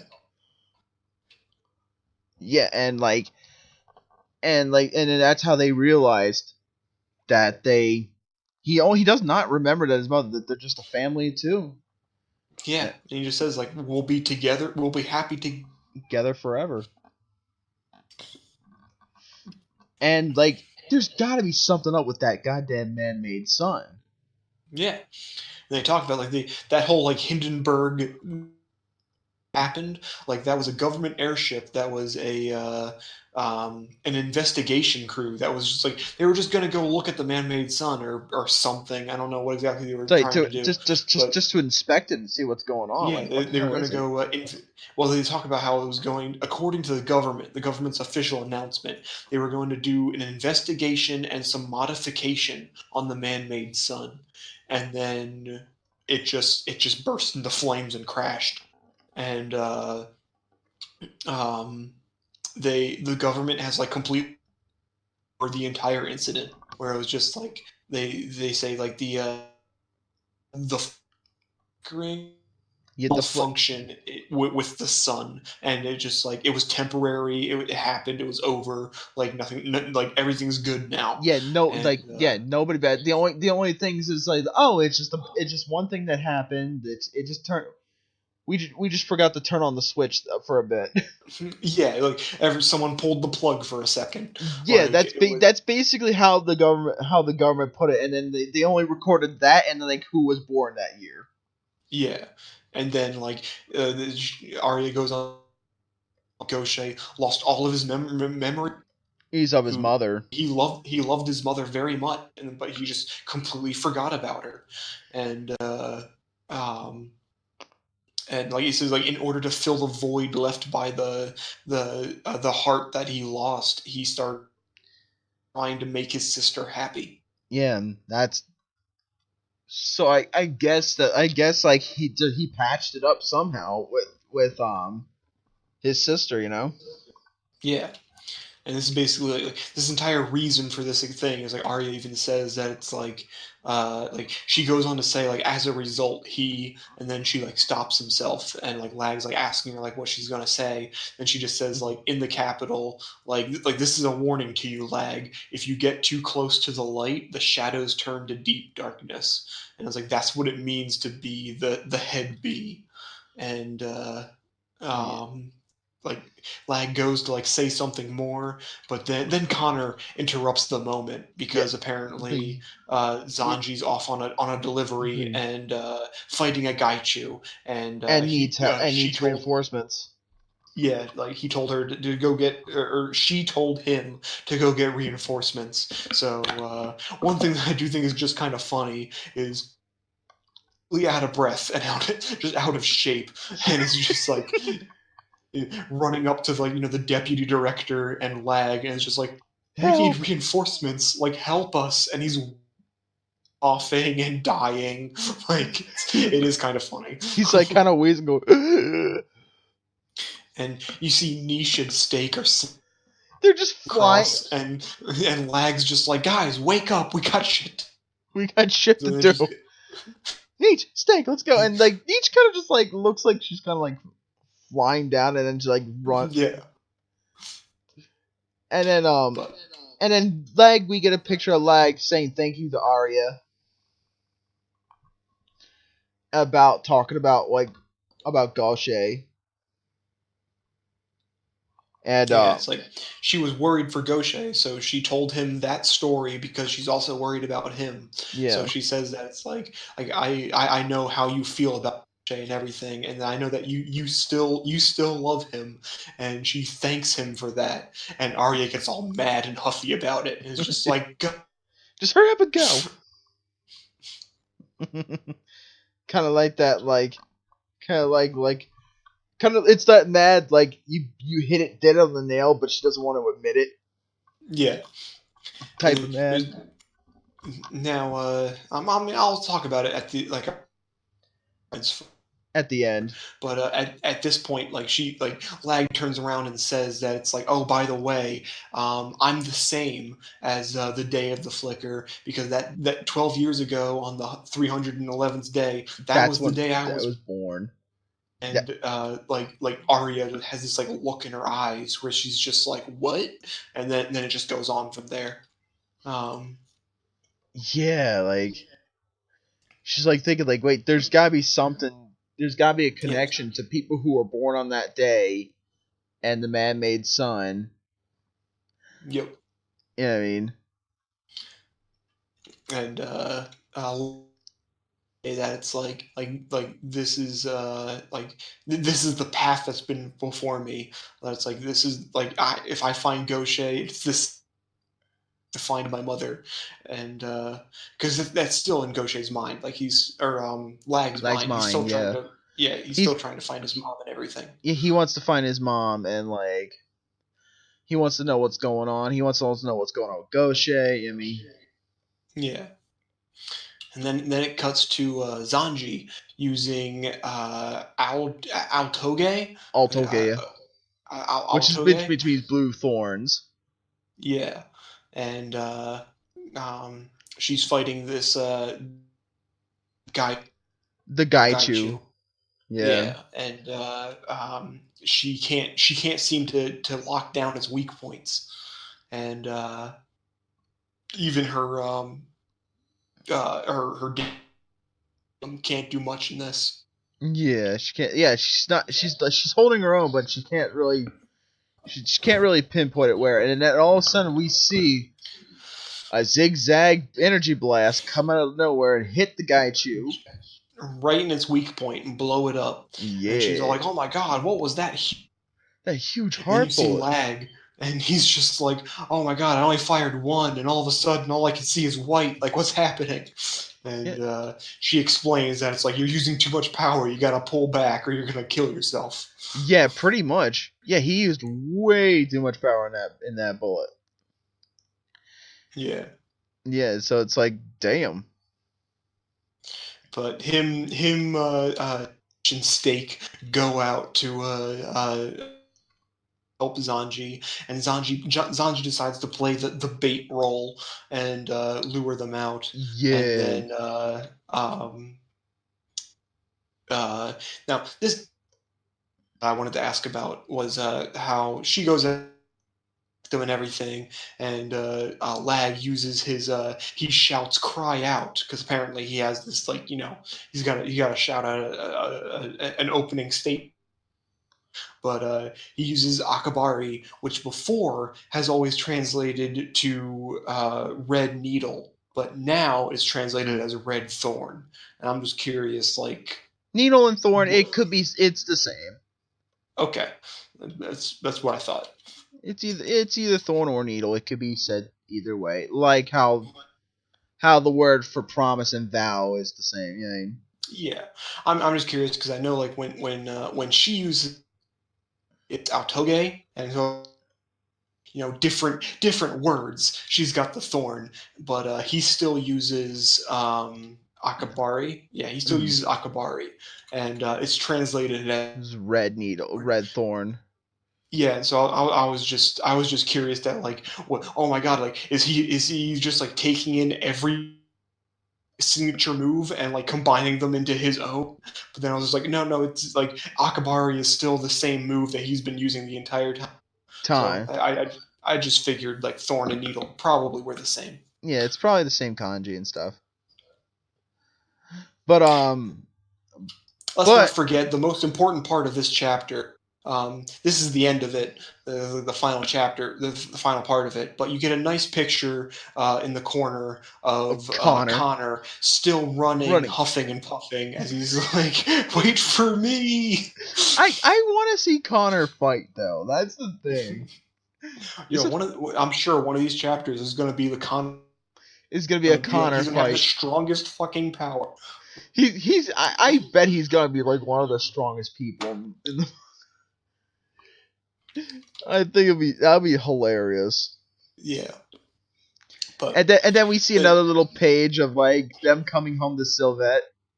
Yeah, it's like your first day, and it's like already worn up and beaten up. Yeah. Or worn out and beaten up. But they came home. Exactly what they said. And then we get some more reference by Dr. Thunderhead.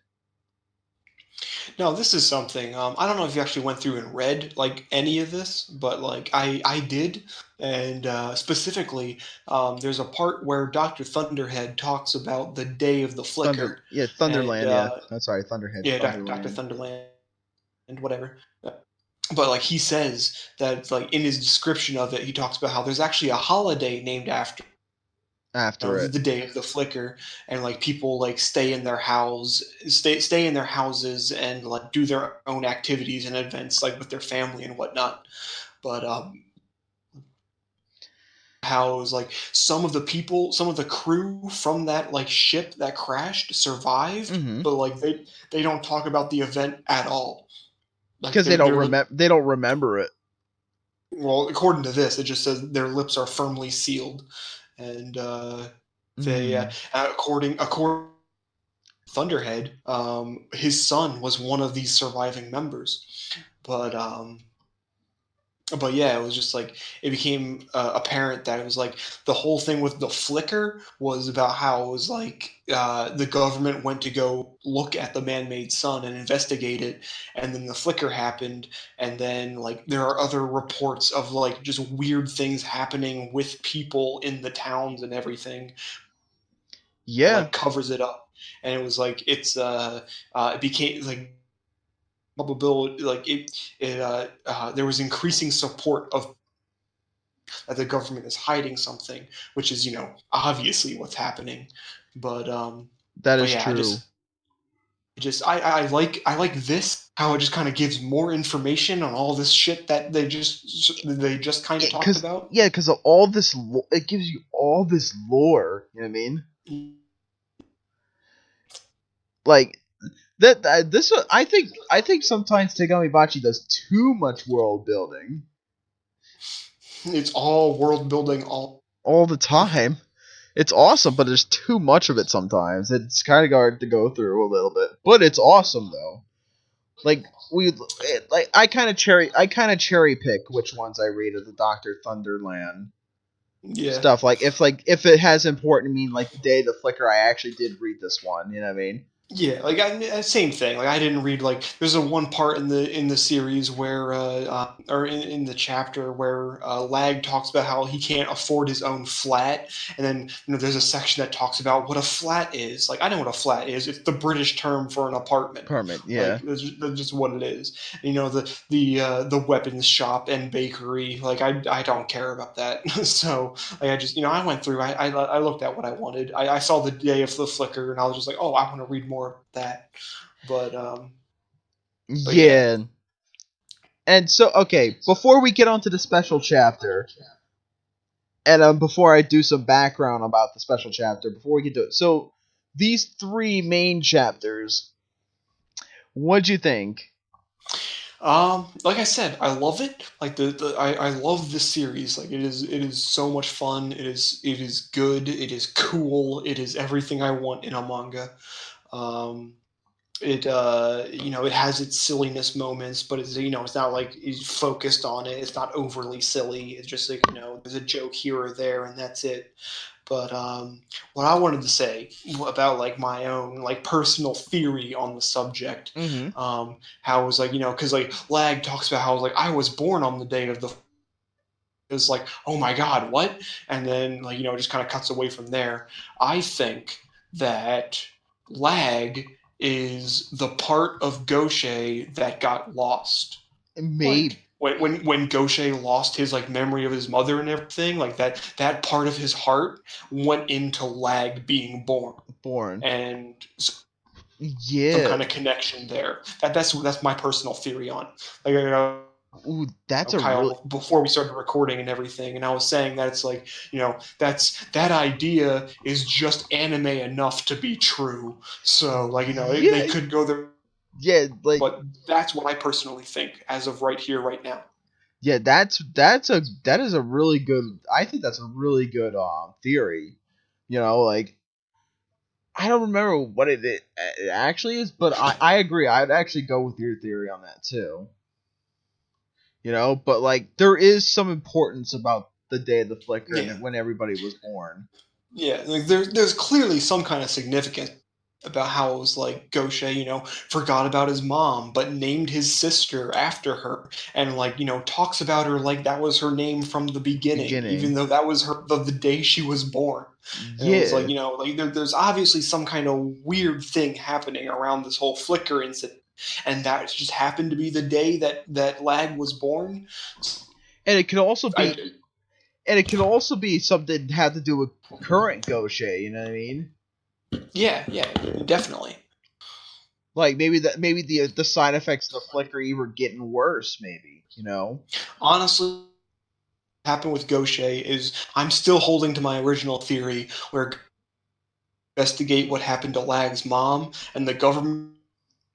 So this whole like Goshe disappearing thing is a government cover up because he got too close to the truth and they had to silence him. So I still think he's being like held captive or something. And Lag is going to go find him and rescue him. That's where my thought is right now. Ooh, possibly by the Empress, yeah. I think the Empress is just kind of like a red herring kind of thing, where she's just kind of like if anybody read Naruto or watched Naruto, they talk about how there is a shogun, there is an emperor that rules over China and like the ninja like villages and everything. Their thing is they're supposed to protect the emperor. And so I feel like the Empress is the same thing. She's probably going to become plot relevant later on, but really her whole plot relevance is just the fact that it's like these secretly work for her. Yeah. She's the red herring, or like maybe even a MacGuffin at times too. Yeah, she's just she is something that exists but ultimately is not important. Not yet, at least. That's how that's my view on it. Yeah. Okay. Here, like this special chapter of Tegami Bachi was to commemorate Jump Square, you know, to see like to commemorate Jump Square of becoming a magazine. Because here's the thing, here's a little origin story about Jump Square. Originally, Tegami Bachi was in Monthly Shonen Jump. Monthly Shonen Jump ended in 2007. Ended its publication, but it became a new magazine called Jump Square. Which some magazines, there was so far only 3 or 4 manga series at the time were carried over from that original publication. From the original publication. And beyond the ones that were probably on hiatus, like Beat the Vandal Buster, Claymore, Tegami Bachi, and Gag Manga Biori, were the manga that were the ones that carried over to Jump Square from its original run. And they're the ones that continued. So they had a home in Weekly Shonen Jump for like a week or two. And this was a commemoration so they can go back into their own magazine. Hello? Hello, I'm here. Yep. Sorry. I thought you muted yourself again.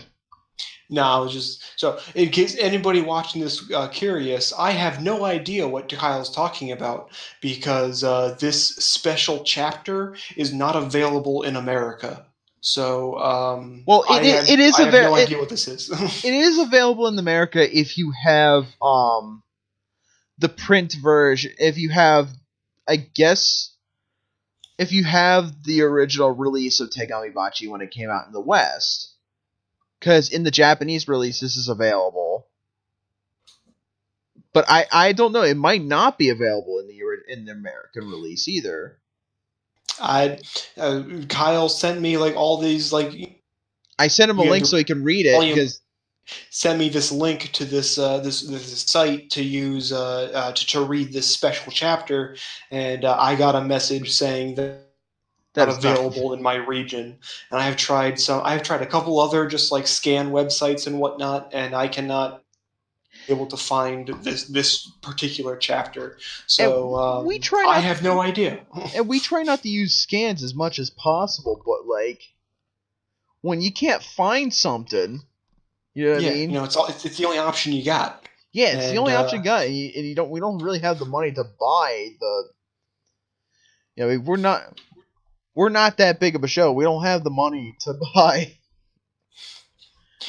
the manga in English and in Japanese. I'm not gonna sit here and buy a manga if I can't pay rent afterwards. Like, yeah, we try not to use scans as much as possible, but we have to. You know, sometimes it just can't be avoided. Yeah, we have to. We use them as a tool, not as the main source. Yeah, but so either way, I'm just I'm waiting for Kyle to get on with this because I'm curious what this chapter is about. All right. Now, this is the Jump Square commemoration chapter about Tegami Bachi. This is the special chapter. And, by the way, can you see? I have to screen share this. Yes, I can see just fine. And, yeah. And now we see, like, the normal stuff that we see in a lot of chapters, like, about with the goddess and all this, like visionary imagery. And it's talked about about Amber Ground, like, oh, this is the land that never street. This chapter, a little bit about this chapter, this kind of reintroduces the manga to people, in a sense. This is basically, if for whatever reason you decided, chapter 10, I've never read the chapters, I'll jump in now. Like, this is basically an introduction to what you've missed. Yeah, because my understanding of it, anyway. Yeah, because because, like I said, Monthly Jump ended, and they were preparing to make a new magazine called Jump Square, which is currently running still today. Mm-hmm. And to get readers to read this new magazine, because the readers that was in Weekly Shonen Jump, are like, okay, this is not normally a Weekly Shonen Jump series, and plus to get new readers in who were not reading Monthly Jump previously and haven't picked up the Tankobon yet back in 2007. So this is kind of like to reintroduce everybody to the world of Tegami Bachi. And, yeah. And now we talk about how it just talks about, like, the reintroduction to everything, like, how about the Gaichu, and, like, there's letter B's and everything that have entrusted their hearts to everybody. And we see a cool image of Lag and Steak and Niche going off to deliver a letter. Their first mission, assumably. Yep. Assumably their first real mission. And the special chapter is called a letter B and the letter B and the Dingo. And now we see Lag going on and say, introducing himself like, "Hey, I'm the new B. I'm Lag C. Nice to meet you."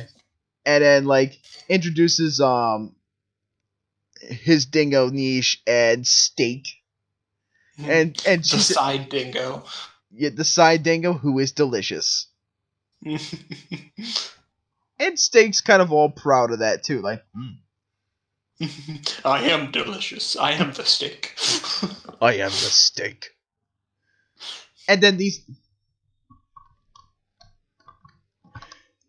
old ladies like, these kids have, this little kid's a dingo.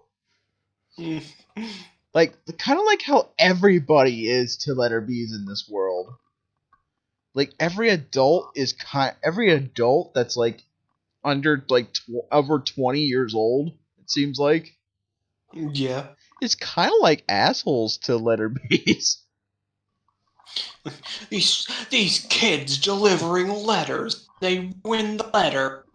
God, these kids put their lives on the line to go out and kill these demon robotic bug people, and they can't even deliver a letter properly. What the hell? Yeah, I know. They can't even bring my letter on time. What the heck? Like, seriously. Yeah, it just kind of shows, like, it's like this is all just kind of introductory stuff, really.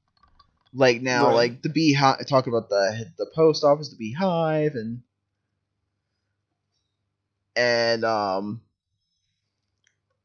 pretty much Lag says, "Here's your letter, boss," and then we see the director. He's even named. He's Yeah, Lloyd. Lloyd. No, okay, Lloyd. Ralgo Ralgo? Lloyd. Ralgo Lloyd. And pretty much like now, like Parapanda, they're always, and it's just funny how like Lloyd is like saying that that they're always obedient as ever. And they're wondering, like, they're asking why this price of this postage is so high off. You know what I mean? Like, it seems like it's like zero off. Oh, like, how do you say that there is that in mind? Arya, help me out more. And then we see Arya looking kind of seductive, going, Fair, gotta say. and you're already director. Like, you don't gotta show off that much. yeah, exactly. You're the vice supervisor. Come on, you're already. You don't need to go all out like that.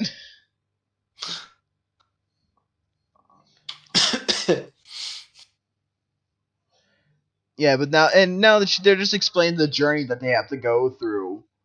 You know what I mean? Yeah. To get apparently from what I'm reading from this, the reason postage is so expensive is because of how like dangerous the trek is to deliver the letter in the first place. Yeah, to this specific location.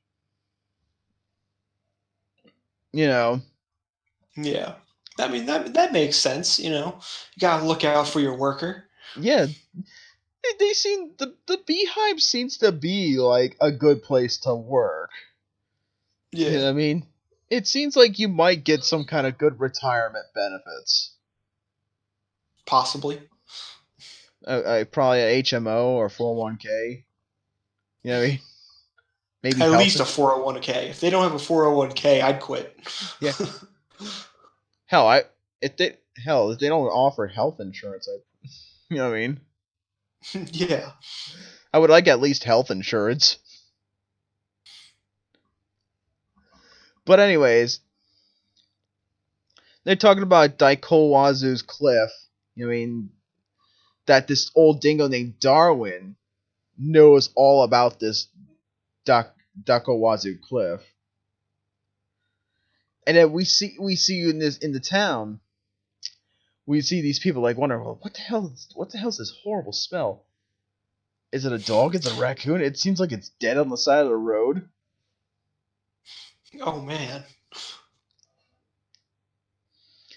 And like Lag's looking around looking for a Mr. Darwin.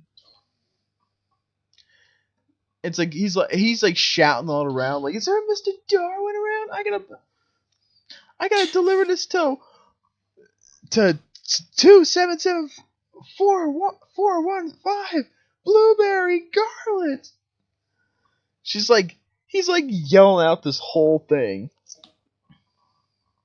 It's a very bad messenger, but I mean, if it gets the job done, I guess. Yeah, and then is this thing the dingo? Yeah, this is the dingo. It's adorable. I want it. You want the raccoon dog? Yes, man. Raccoons are dope. Ooh. Trash pandas all the way. Yeah, and it's just funny, like Lag's kind of like looking like what, and Niche and Steak have the same look. I'm like, ugh. Yeah, I'm gonna fucking kill it. I'm gonna eat it. Like wait, there's a name tag on it, and like and they find out this is the Darwin. This dingo is Darwin. All right. Well, when you look at these name tags, like, you can kind of make out some English in it. Yeah. Like, you can actually kind of make out that this thing, his name is Darwin a little bit. Because later we'll see a close-up of the name tag, and you can kind of make it out a little bit in there. And Lag introduces it like, I'm Lag Seeing, and nice to meet you. And, like, and Darwin asks them to follow him. It just kind of trots away, and they're just like, all right, fine, let's follow it. Yeah. And then apparently there's something that's being kept secret from Lag about Darwin, about Elena Bryan and this dingo. Apparently Elena Bryan was a letter B that was active 10 years ago, and Darwin was the dingo.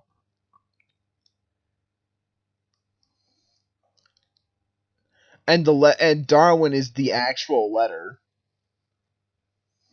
Apparently. That's really interesting. Yeah. And now they gotta cross the river bridge again. The Bifrost Bridge, I think it's called. Yeah, the Bifrost Bridge, yeah. And Niche is getting all puffy, which she looks adorable. Getting all puffy. I'm mad. She's like, I'm a mad. And she's like, I'm Lags Dingo. Not yet. I'm Lags Dingo. And she wants to eat him before steak. So she still has eating steak on the mind. It's just now steak. It's just I'm going to eat him first before steak, and steak looks very concerned. Like wait, he's like yeah, wait, what? Like I just like that steak's like like okay, like wait, what? Kind of like wait, what? Kind of look like oh shit.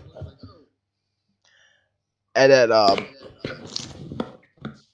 and Lag's like all right, you're my dingo. God. And so she just says like, no, Darwin's just leading us.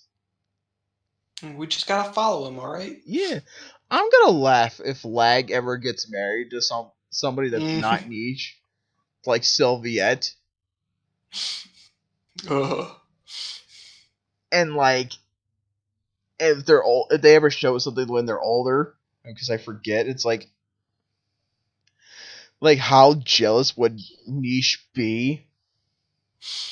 I don't think Niche would be jealous because she that's all she wants. She doesn't want to be married. She doesn't want to be the wife.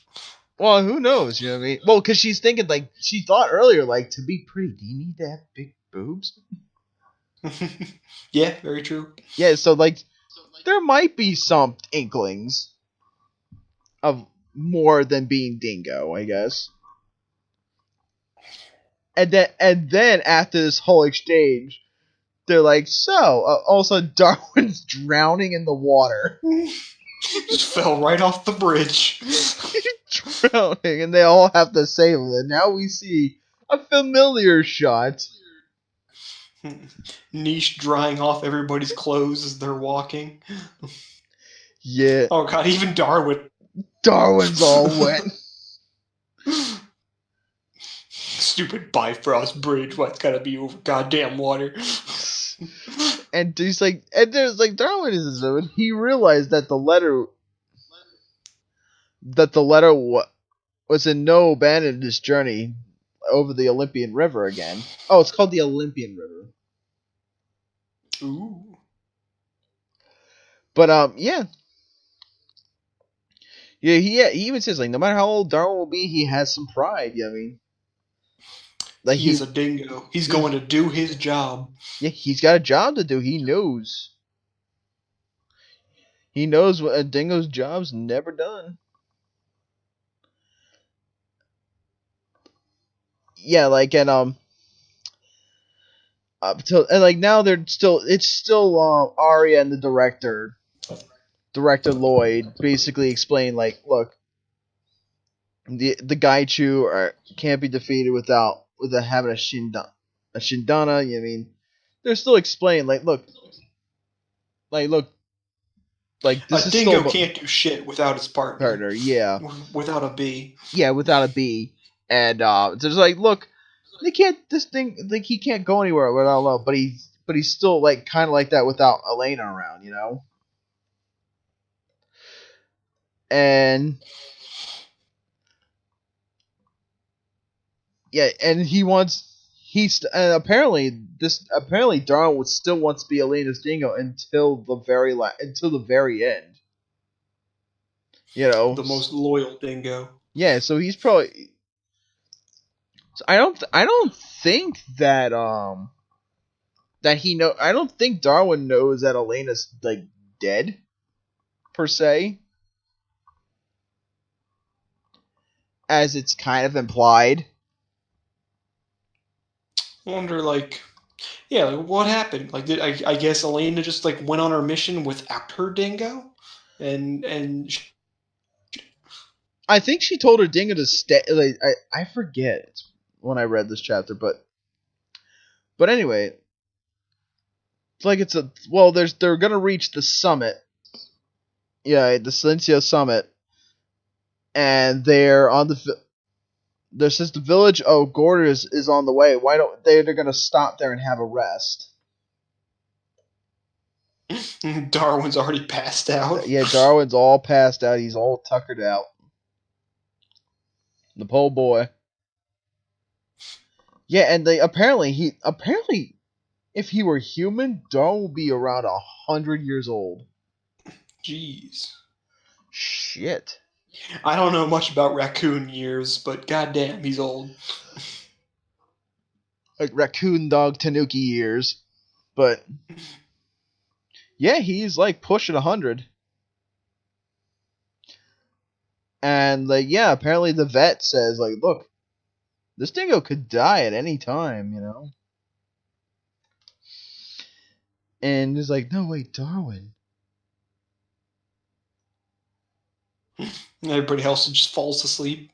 Yeah. Niche and steak together. Adorable sleepy times. It's sleepy time steak. Wrapped up in Nisha's hair. Yeah. And we I guess the pastor here. I guess the pastor is. This is a pastor. His name is Vera. And apparently he's going back about 10 years ago. Like it was about 10 years ago. There was a cliff around near here. See a letter like yourself fell to her death during a delivery. So yeah. So it was Alina Bryan who died on a delivery. She fell off a cliff. Yep.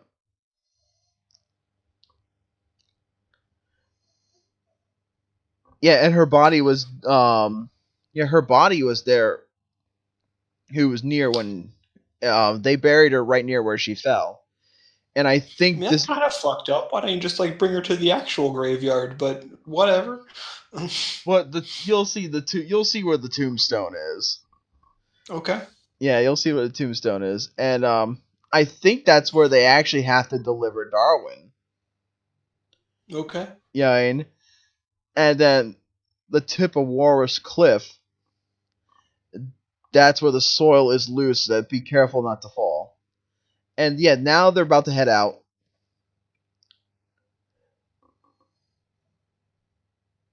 So he's telling Darwin to wait there, and Darwin's all pissed off. Shit. And Darwin gets intense. Darwin's like, "Fuck that, I'm going to see my master."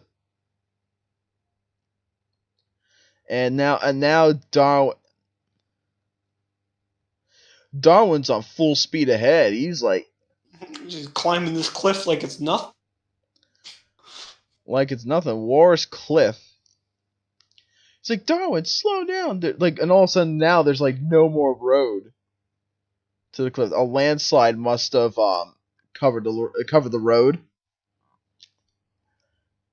And probably from the rain that they had yesterday. And Darwin's just climbing up that. Darwin doesn't give a fuck. Darwin's on his way. Darwin's got a mission. Yeah, Darwin's got some shit to do. And now they're gonna be attacked by Gaichu. These Gaichu kind of like fly from the fucking sky. I thought they were just always on the ground, you know what I mean, just waiting for shit. Hey man, if they're bugs can fly, but I mean, but like, damn, this one just flew and just like jumped right in front of like. Whoosh. I'm just looking at the wings that are like on. It's like I guess like the part of the shell that covers the wings, or I guess they're shoulder plates now. I don't know. It looks like a Fabergé egg. Yeah, it's just made out of fucking diamonds or some shit. It kind of does look like a really fancy Fabergé egg. I would be laughing if he was named it's called an aspartame. Okay. But I call it Fabergé egg. Yeah, man, it's Fabergé. So they're battling Fabergé egg bug. Niche is like doing her hair thing. And so the lag figures out that this landslide area was his territory. And lag needs to find the weakness. And Lag's already kind of knocked out. Yeah, kind of knocked out, and Lag's trying to save Darwin. Niche is up there like fighting it, just like with her hair and Steak. Yeah, taking on these bugs' mandibles with her golden hair blades. Yeah, with Steak behind her. Steak's always there when you need him. Yeah, Steak is Steak. You need the steak. She was chased by one of the. Oh, so a guy. So she was pretty much the guy who chased him, and then she fell off the cliff. And Lag starts to fall too. But Niche comes to the rescue as the dingo. Dingo. Look at that. Like, she is super strong with that hair. Like, holy shit, she can lift it. I wonder how much her hair bench presses. More than I do, I can tell you that much. Yeah. Shit. And Darwin's getting in on this. Yeah, Darwin is the one who saves Lag.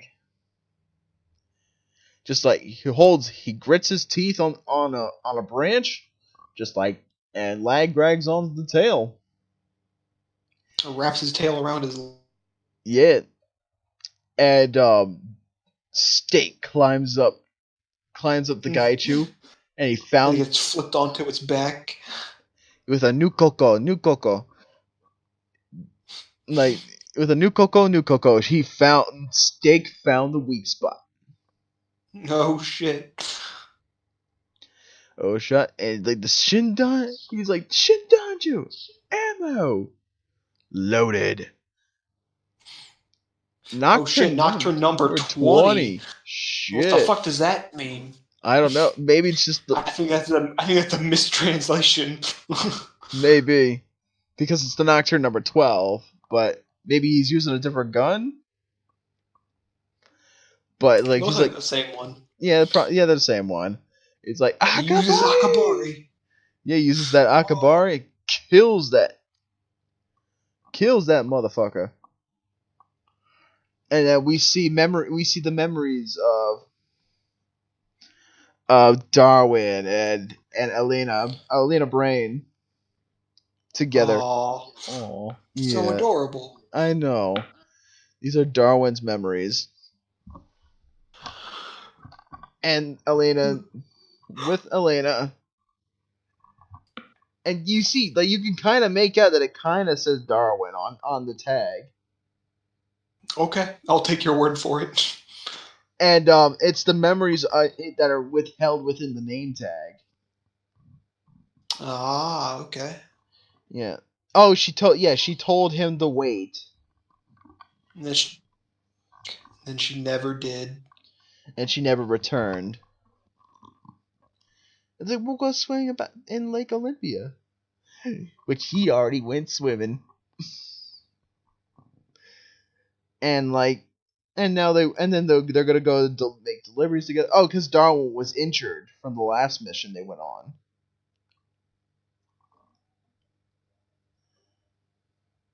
And people want to buy her pendant for some reason. And then whoever this is, could be the director. You know? It is the director. I mean, he's got the glasses. Yeah, so I think it's the director. And the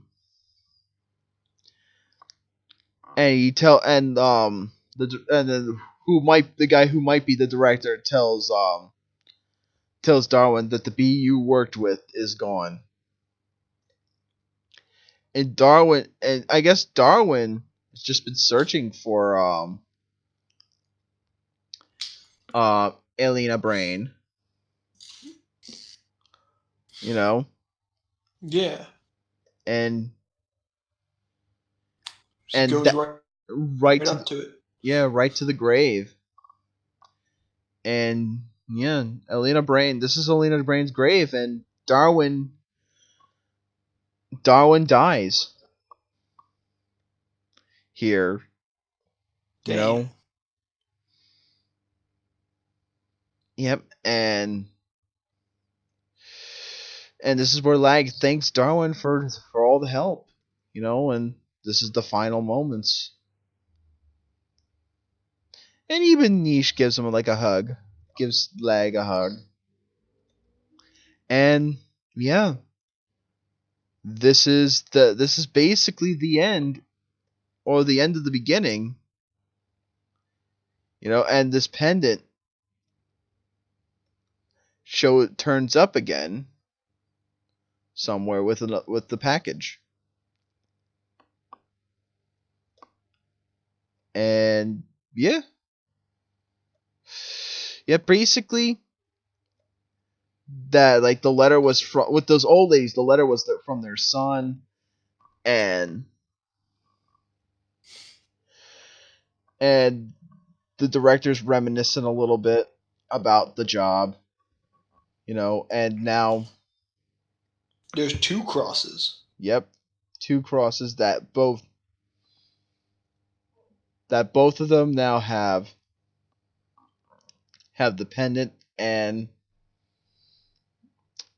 the dog tags, and they delivered the letter safely. Yep, and that basically ends its weekly Shonen Jump run, and now it's going to be back into Jump SQ at this point. And this at the end of the special chapter. So, what do you think of this special chapter? A little before we started recording, and I'm just going to say it again, that's really depressing, even for letter B standards. Like, to go deliver the letter to the, I guess, Darwin, the dingo, and then you find B died, and then the dingo goes up to the grave and dies next to its master. It's like, that's really depressing. Yeah, but I mean, I guess it's kind of your ending. Yeah. It's a good short story, you know what I mean? Yeah, definitely. I know I was confused because at the end of chapter 10, like when that whole Dr. Thunderhead or Dr. Thunderland talking about different things, he goes in to talk about a pendant, and I was confused because I was just like, nowhere in this chapter was there ever a pendant. But yeah, after reading the special chapter, that makes sense now. Which it is a canon thing too. Yeah. So it's not just like a one-off, like, oh, this is this. You know, I mean, no, this is an actual canon chapter that they couldn't call it Chapter 11 because it's just like kind of the reintroduction chapter. Yeah. Even then, though, like I feel like that should have been a chapter 11 kind of thing. Like that, I didn't feel like I'm assuming that I'm what's the word, equivocating this chapter to like a filler arc, I guess, or a filler episode. Yeah, Honestly, I don't think it should have been. I think it should have been it should have been like a canon. It's canon, but it's like it should have been the official chapter 11. Yeah, I definitely agree. This shouldn't be 10.5. This should be 11. But yeah, that was really interesting. It was really interesting. Like I do like Darwin. Darwin was a cool dingo. Yeah, he's a stubborn old dog. Raccoons are dope. I'm a big fan of them. I guess he's a tanuki. Cool. I think he's a raccoon tanuki dog. Makes sense to me. But like no, like yeah, it does have that equivalent of like filler arc ish. Yeah. Because it's kind of like, oh, reintroducing you to the characters, to the current characters there are. It's like it's kind of reintroducing you to the world a little bit. Yeah. Setting things up. Even though Tegami Bachi already does that enough in the main chapter, at like the beginning of the volume, it does all this. Yeah. But like it's kind of weird showing like the name things like Lag reintroducing himself, and Arya and Lloyd and Nietzsche and Steak having to reintroduce themselves. Yeah. Like I was saying, it's kind of weird for someone to just be all like, "Oh man, there's this manga. I better just jump in right now and keep reading it." But yeah, like I mean, it makes sense. But it does make sense. It does make sense for someone brand new who was like, okay, like this manga called Tegami Bachi is in Jump Square now. You know what I mean? Yeah, it's like for me personally, like I'm not that kind of person. I can't like just like jump into something halfway through. I see something, I'm just like, oh man, like even if I watch something, like if I watch an episode that's like halfway through the series, I'm just like, oh man, this seems interesting. Go back to the beginning and watch it from there. Like that's how I feel. Like I don't understand how people can just like jump into something halfway through and just continue with it and finish it. And then jump back later to the beginning shit. Like, no, I have to start I have to start from the beginning. But yeah. It's not like how like The Simpsons, for example. Like you could jump at any episode and like there's not really much canon shit goes on, or even a manga equivalent to that, Kochikame. You can literally jump in to any chapter or volume, and literally there's no real continuity unless there was like characters being introduced. A character is introduced, a character is born, or a character dies. Other than that, like there's no canon. There's no continuity as much.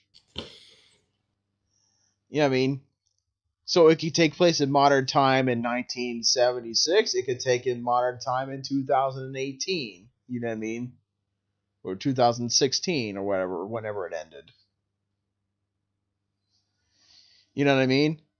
Yeah, definitely. To a canon story to a story with all this lore and all this continuity. You know what I mean? Yeah. This is just a weird thing to have. You know what I mean? Yeah, I understand why it's here. From a publication standpoint, yeah, I understand why this is here. It should have just been chapter 11. That's just it. It should one chapter. It shouldn't have been this like, special in between episodes kind of thing.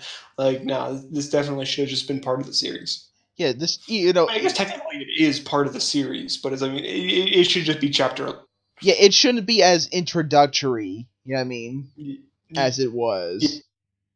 Yeah, I agree. It did hold your from when I read it, it did hold your hand a little bit throughout. Sorry, That's my headphones there for a second. It did hold your hand a little bit too much. Like in introducing everything. Yeah, I mean it is.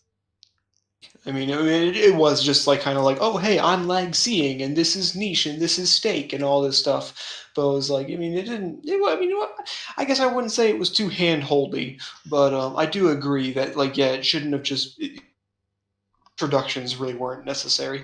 Yeah, like it even showing the name of Lloyd and Arya, and Yeah. Like I can understand for okay, like Darwin. You know what I mean? Yeah, Darwin, the letter B. Yeah, the dingo, Darwin the dingo. Yeah, I mean. Yeah. But they did introduce. I did like that they introduced him in dialogue more than just saying, "Hey, this is this guy." Yeah.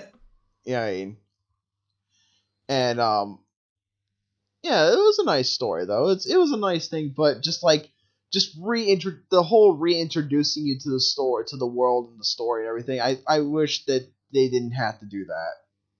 I wish definitely. It was just a chapter 11. All right, any other thoughts to the volume and any other things you'd like to talk about the series so far? Not really. I mean, I've already said everything that I've said, like my predictions for the future or whatnot. But yeah, definitely overall, like this chapter in itself, like this volume, I really did enjoy. I thought it was a solid volume, I guess. Yeah, it was a solid. I was entertained. Like every chapter had its its funny moments to entertain, but it was it's like important information that it had to give out, and I'm really curious to see where this. So I can't wait for the next one. Yeah, yeah, you're right. It had its education and entertainment as well to it. Yeah, about it, like I mean, like as me personally, about action. Like I love my action anime. I love watching people fucking blow the shit out of each other with crazy ass powers.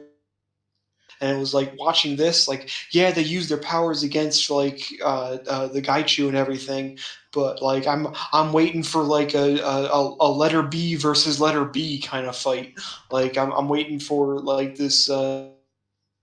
I'm waiting for all this crazy shit to happen, but at the same time, I'm waiting for like a villain letter, like a letter B villain.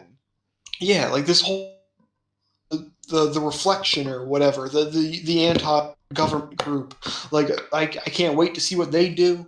But it was like at the same time, like all this like world building stuff, like I'm all about. Like I'm invested. It's interesting. I want to see where this goes. Yeah, that's all I can say. This manga, it is very great at its world building, and like I can't wait to see how more that it goes. Like, and maybe we might do a thing where maybe I think once we finish the manga, and maybe you and me might do like commentaries for the anime and see like, and have the manga out and say like, hey, I wonder how they did to the manga and how they were Yeah, I'm all about that. Like I'd be fine with that. Yeah, I'd do that. Like how the changes, if there was any changes to the anime to the manga or anything like that. That'd be cool too, because I was kind of doing that earlier, before, like the day before record. I'm like, oh man, since the new series for Cooking Master Boy came out, the sequel for that, Chuka Ichiban, came out. I'm like, okay, I remember reading the manga, liking the manga. I remember watching the original anime, but it's been so long, and I was like, wait, and I did a comparison to both the manga and the anime. I'm like, there was complete 180s to each other. Yeah. Like, I'll talk about that more later, but yeah. But anyways, I think that's something we can do a little later. I'm all for it, man. I completely agree. I'm down. Let's do it. Once we finish, and maybe a let's play of Blazer Drive. Oh God. Because there's no I can try it. because there's no anime for it. Yeah. There's only a video game. Alright. So yeah. So please like and subscribe if you want, and I'll leave descriptions of where you can read or buy it in physical and digital in the description below. And yeah, try not to use scans as much. Buy the official releases. Alright. Bye-bye. See ya. Yeah.